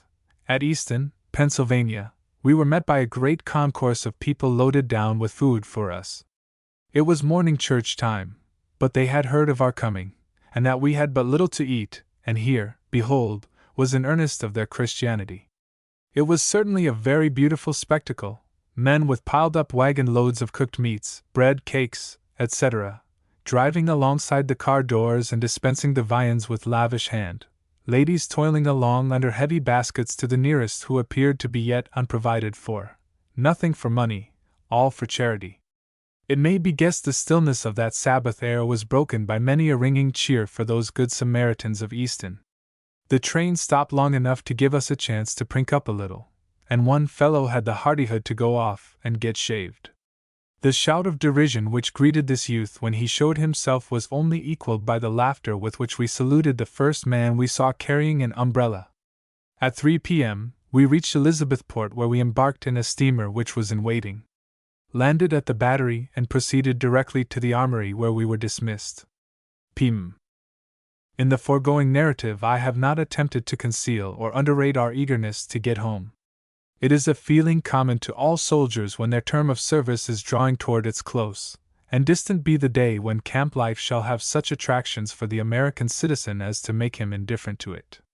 But now that our desire to see the familiar faces and renew the associations of our daily life was fulfilled, we felt a willingness to respond again to a similar call upon our patriotism, even though it were certain that similar sufferings were in store for us. The service we had rendered the government we knew to be honorable and valuable, and we rejoiced in having so rendered it as not to be ashamed to keep its memory green. And thereunto I would cherish every memento. The knapsack and haversack, torn, musty, and rusty, the battered canteen, the belt and cartridge pouch, the woolen and rubber blankets, most indispensable of equipments, these shall not be thrown aside among the rubbish, but cherished with an ever-growing affection. Nor let me forget my shelter tent. Ah, that painful roll! With which I toiled, day after day, over the worst roads, enduring the tormenting burden for the sake of the rosy hope that at the end of the march it would repay me and perhaps some wretched comrade beside, by its warm protection, and not having despairingly thrown it away in those mountains of our sorrow, I do now and shall henceforth cherish it as among sacred recollections. Set up in some quiet retreat of my garden, it may in after years serve to keep alive the waning fires of patriotism, as beneath it will be rehearsed the story of Gettysburg, never to be forgotten while the love of glorious deeds remains among men, with that episode of the great battle which the New York militia enacted, insignificant only when compared with the grandeur of the main story. Appendix. Resume of the campaign. Tuesday, June 16, 1863. 23d Reg. Received marching orders. Wednesday, 17th, ready, waiting for transportation. Thursday, 18th. Embarked early in the day. Weather pleasant. Friday, 19th. Arrived a.m. at Harrisburg, reporting to Major General Couch, and p.m. at Bridgeport Heights. Afternoon and night stormy. Marched 5 miles. a.m. p.m. Saturday, 20th. Details at work in trenches. Guard duty on ramparts. Day cloudy and heavy rain throughout night. Sunday, 21st. Work of yesterday resumed. New camping ground laid out. Cloudy but no rain. Monday, 22d. Captain Farnham, Company C, 23d Regiment, appointed acting major of the regiment. 448 officers and men present for duty. Tuesday, 23d. Brig. Gen. William Hall assumed command of all the troops in and about the fort. Colonel William Everdell, Jr., placed temporarily in command of the 11th Brigade, now consisting of 23d, 52d, and 56th regiments.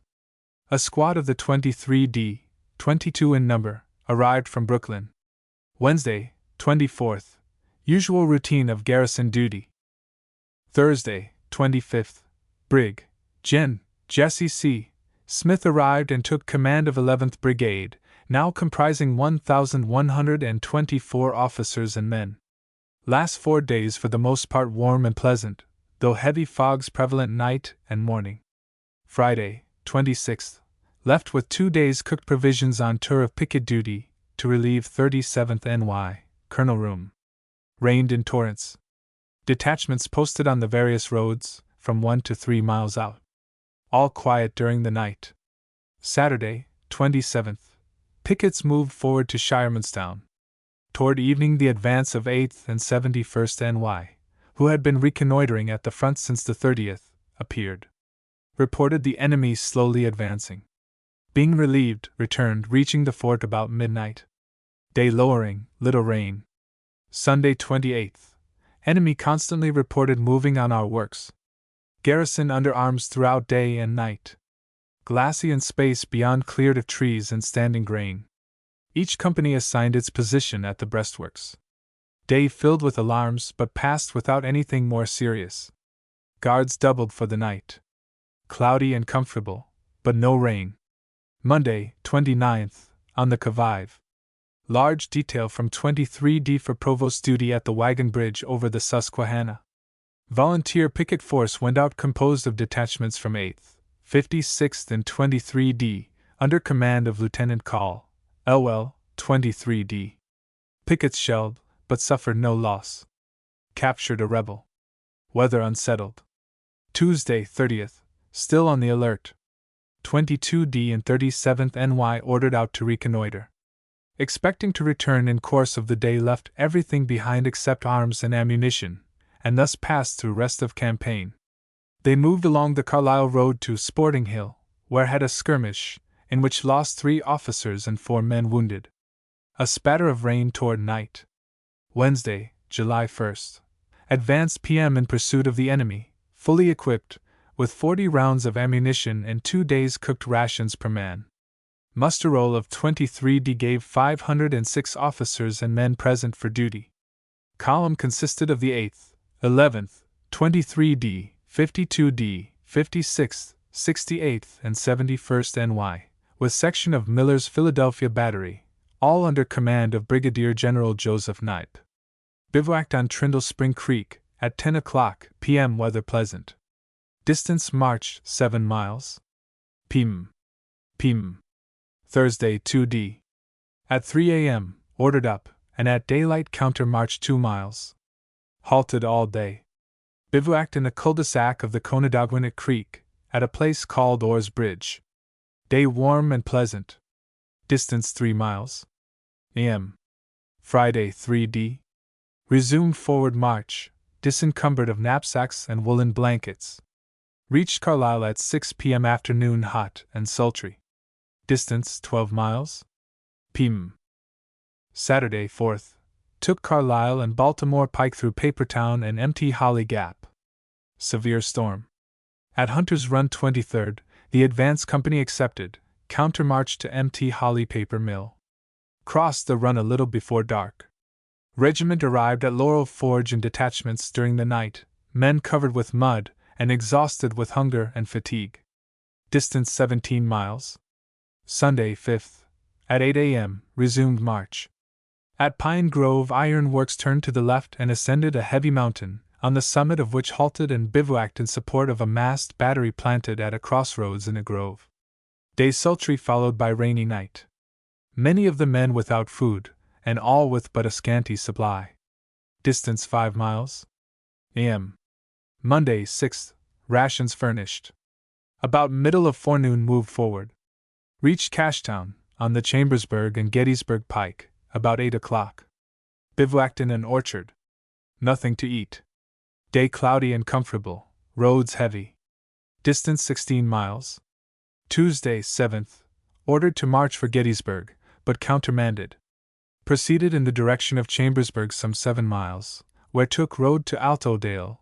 Halted near that village about 4 p.m. Day fair, roads heavy, rations distributed. Distance 12 miles. P.m.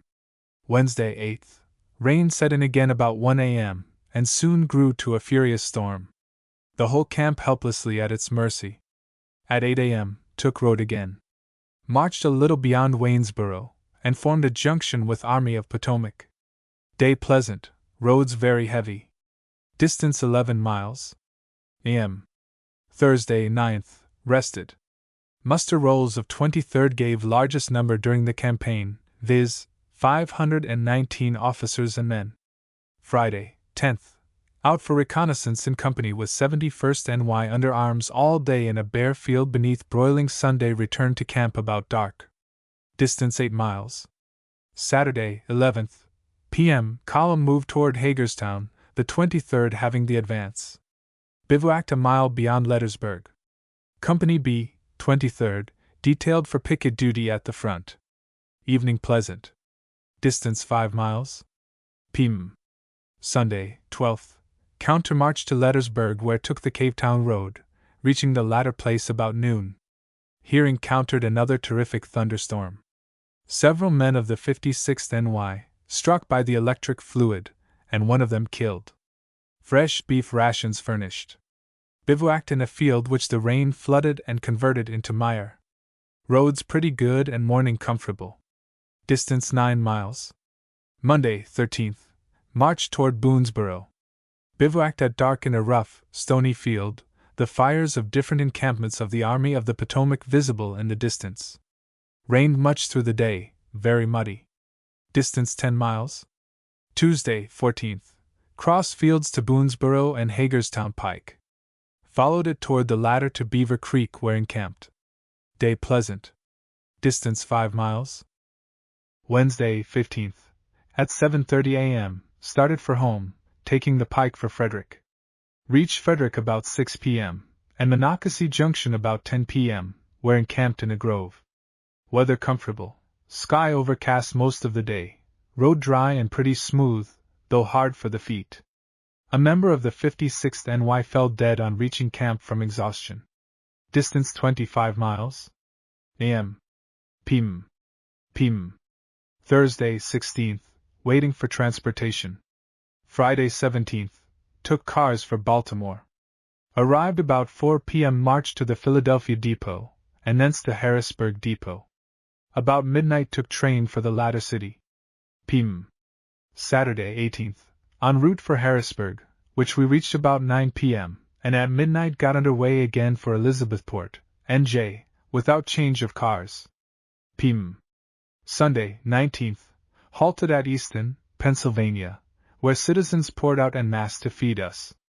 Reached Elizabethport shortly after noon, and at once embarked on steamboat for New York. Landed at the Battery, and proceeded directly to the Armory, where were dismissed at 7:30 p.m. p.m. Grand total of distances marched during 15 days from July 1st to July 15th inclusive, 145 miles, or an average of 9 2/3 miles per day, each man carrying an aggregate of 30 pounds of luggage, except during the first day's march of 7 miles in which each carried an aggregate of 44 pounds. 145 miles. 30 pounds. 44 pounds. Largest number at any roll call, 519, including officers and men. 519. Footnotes. And here it seems no more than common gratitude to mention a name, though to do so is to break the custom of this history. Through all those days and nights of terror there was one house in Harrisburg, and it is to be hoped many others, also, from which the starry banner was ever kept flying. The noble lady of this house solicited the privilege of receiving into her family any of our men who might be taken seriously ill. Her generous wish was complied with, and one of our number, how many others I know not, owed, doubtless, to her kind nursery, the blessed privilege of getting home to die in the bosom of his family. The regiments ought not soon to forget the name of Mrs. Bailey. The following thrilling incident is narrated by Colonel Varian. Upon arriving within a mile of Chambersburg, I received intelligence that our cavalry pickets had been driven in, and the enemy's cavalry were about entering the town. I halted my command, loaded the muskets, and started for the town. Marched down the principal street in column by companies amid the enthusiastic plaudits of the whole population, they looking upon us as their deliverers, and receiving us with a welcome that must be seen and felt to be properly appreciated, entertaining the entire command with such refreshments as could be hastily procured. And amid the general congratulations the stars and stripes were run up the flagstaff amid the wildest enthusiasm. Preparations were now made to advance upon Harrisburg, but on the night of the 29th, information was received from a scout that the Federal Army, having crossed the Potomac, was advancing northward, and that the head of the column had reached South Mountain. As our communications with the Potomac were thus menaced, it was resolved to prevent his further progress in that direction by concentrating our army on the east side of the mountains. Accordingly, Longstreet and Hill were directed to proceed from Chambersburg to Gettysburg, to which point Gen. Ewell was also instructed to march from Carlisle. Extract from Gen. R. E. Lee's report of the Battle of Gettysburg. On the next day, Major General Couch wrote the following order upon this important subject, which, strangely enough, was first promulgated, at least to the 23rd, while we were lying at Waynesboro. Indeed, it was not published to the 52d until July 16th. This fact is a striking evidence of the vigor of the campaign on which we were entering. Headquarters Department of the Susquehanna, Harrisburg, July 3d, 1864. General Orders No. 5. General Orders No. 5. The General Commanding calls the attention of all the officers and soldiers in this department to the vice of pillaging, which as yet exists only to a small extent. He trusts that all will unite in frowning upon the disgraceful practice, and in a determination to put an entire stop to it. All military organizations of whatever extent, whether army, corps, regiment, or company, must remember that in order to gain for themselves a good reputation, it is essential that they preserve their record free from such stains. Commanding officers will be held strictly accountable that private property is sedulously respected by every officer and man under them. They will also see that there is no straggling permitted on the march, or from the camps. If soldiers or officers fail in their duties, they should be at once arrested and reported to these headquarters, and besides the military punishments provided, their names, with the number and designation of the regiment to which they belong, shall be furnished as a further disgrace to the Adjutant General of the state to which they belong. By command of Major General D. N. Couch. Major General D. N. Couch. John S. Schulze, Astdj Gen. John S. Schulze. As this gentleman in making his way to join us went over much the same ground that we did, his observations are interesting as showing how things looked in our wake. His adventures, moreover, are full of entertainment as well on account of their novelty and freshness as for the remarkable energy displayed in overcoming obstacles that would have appalled most men. On the 5th of July he obtained after great difficulty a pass to cross the bridge at Harrisburg, and having reached Carlisle the same afternoon by the cars, set out with one or two others on foot to overtake the column. At Papertown they halted for the night at a deserted house, where they found some soldiers sitting around on the floor eating bread and molasses by the light of a dilapidated tallow candle.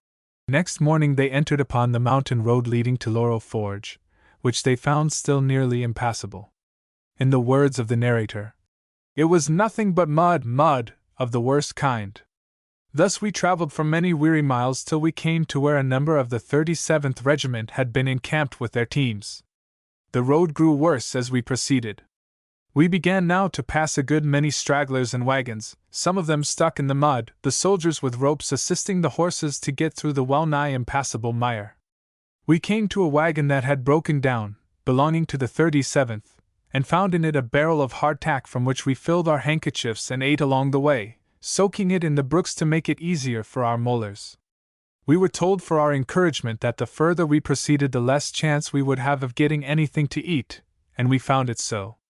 We had not gone far before we came across some hungry soldiers who gladly took some of our crackers. Our travelers were lucky enough to find a roof to sleep under that night but had to go to bed supperless. On Tuesday morning we proceeded on our way hungry, being unable to procure breakfast, the poor man who gave us lodging having been robbed by the rebels, who had not left him enough for his own family. The roads being here lined with cherry trees, we followed the example of the soldiers and satisfied the cravings of appetite with this refreshing fruit. We at length reached Cashtown, where we found the main body of our New York and Brooklyn regiments encamped. We found a great many had letters to send home, which we volunteered to carry, there being no regular way of sending them. They soon had us pretty heavily laden, so with a soldier's haversack over each shoulder we marched along with the column when it moved. At Altodale our friend, after getting all the letters for New York, took final leave of us, and started alone to return. Thinking he might be molested on the road at night, for he meant to travel the greatest number of hours that his strength would permit. He armed himself with a pass from headquarters. I left, he continues, about 8:30 in the evening, intending to go as far as possible before resting. But the night being dark, there being some danger of falling into the hands of the rebels, and the few straggling soldiers with whom I was in company not being willing to proceed further, I concluded to halt at the first house I came to. I was up in the night several times from anxiety of mind, and about 2 o'clock in the morning, the moon having risen sufficiently to make the road visible, I roused the farmer, settled my bill, and made my exit. No sooner had I got into the road than I was peremptorily ordered to halt. The summons proved to proceed from a picket of the 13th Regiment, who hailed a comrade and carefully inspected my pass by the light of a lantern. This proving satisfactory, I proceeded on my lonely journey. A heavy rain soon set in which wet me through, adding to my discomfort. During the hours of darkness he stumbled upon various suspicious parties whom, being off their guard, having crawled under shelter from the rain, and being perhaps asleep, he managed to avoid, fearing they were rebels. One of these parties he learned to be independent Pennsylvania pickets guarding the road. After a tedious journey, he goes on to say, I arrived at Fayetteville about 5 o'clock in the morning. Arousing one of the storekeepers, I got all the information I could regarding my journey, and procured breakfast. The storm gave no signs of abating, but I was determined to proceed notwithstanding the roads were fast becoming impassable. I found the bridges washed away, and the roads overflowed, but I soon got used to wading up to my waist in water. I at length came to a stream which I found unfordable, the bridge having been destroyed by the rebels. I was told that this was the heaviest freshet that had ever been known in those parts.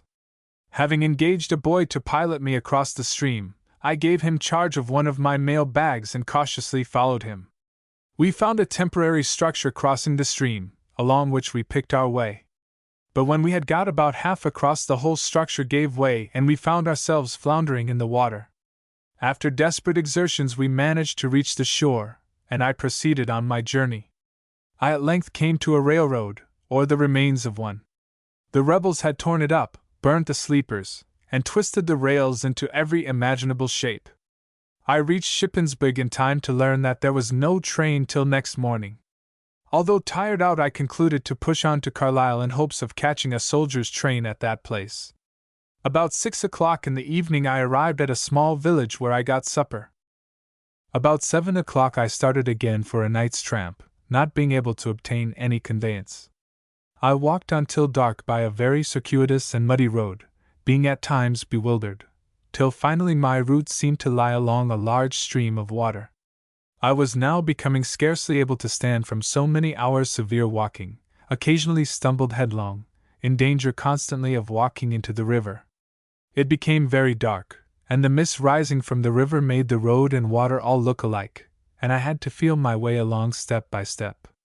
A few miles further I heard the welcome sound of a locomotive which served as a guide to the Newville depot, where I arrived about 11:30 o'clock. Learning that no train would start for Harrisburg till towards morning, I took a room and went to bed. About 1 o'clock I heard a locomotive whistle, and hastily dressing, hurried down only to find it was a soldier's train going to Shippensburg, but concluded not to go to bed again for fear I should miss the earliest train eastward. I spent the balance of the night in an engine room of the station drying my clothes and the letters, and took a train in the morning for Harrisburg, and thence to New York, where I arrived about 10 o'clock at night. On that night he sorted the Brooklyn letters, and personally delivered most of them early on the following morning. In a second expedition undertaken for a similar benevolent object, this resolute and indefatigable traveler recounts some amusing tribulations which he suffered in order to secure safe transit for a large trunk filled with tobacco for the boys, worth its weight in gold to the tobacco-famished regiments. Among other forwarding agents whose services he appropriated was one, Nat Wolfe, who had recently been employed by the rebels in conveying dead soldiers, having been impressed by them when they passed by his manor. Nat showed what he called his pass, written on a piece of brown paper and signed by the rebel General Heath, which exempted him from further impressment into the rebel service on account of his extreme poverty, and the unfitness of his horse and wagon to be of any further service. to their army. When it is considered what the exigencies of the rebel service are in the best of times, some idea may be formed of the prospective perils of the journey about to be undertaken by our traveler. But Nat Wolfe, his wagon, tied together with ropes, brought his rare freight through in safety, not to speak of dispatch. Collecting another, large mail, Mr. T at once set out for home again, and delivered his precious charge at an early day, notwithstanding an alarming attack of sickness which overtook him at Frederick, Maryland. Such zeal in the voluntary service of the regiments, and such extraordinary exertions to relieve at the earliest possible moment the anxieties of thousands of hearts for whom he had most precious messages, is deserving of more than this passing recognition. John H. Tripler. John H. Tripler. Our self-forgetting traveler omits to give the distances of the remarkable journey he is pursuing. On the morning of the 6th he left Papertown. On the evening of the 7th he parted with the troops at Altodale, and now a little before midnight of the 8th he is at Newville, having walked a distance which cannot be much short of 90 miles in some 65 hours, carrying for more than one-half of the distance about 1,000 letters, whose weight could not have been less than 30 pounds. All this through drenching rains and over horrible roads, and fording or swimming streams whose bridges had been swept away by the flood. 90 miles. 30 pounds.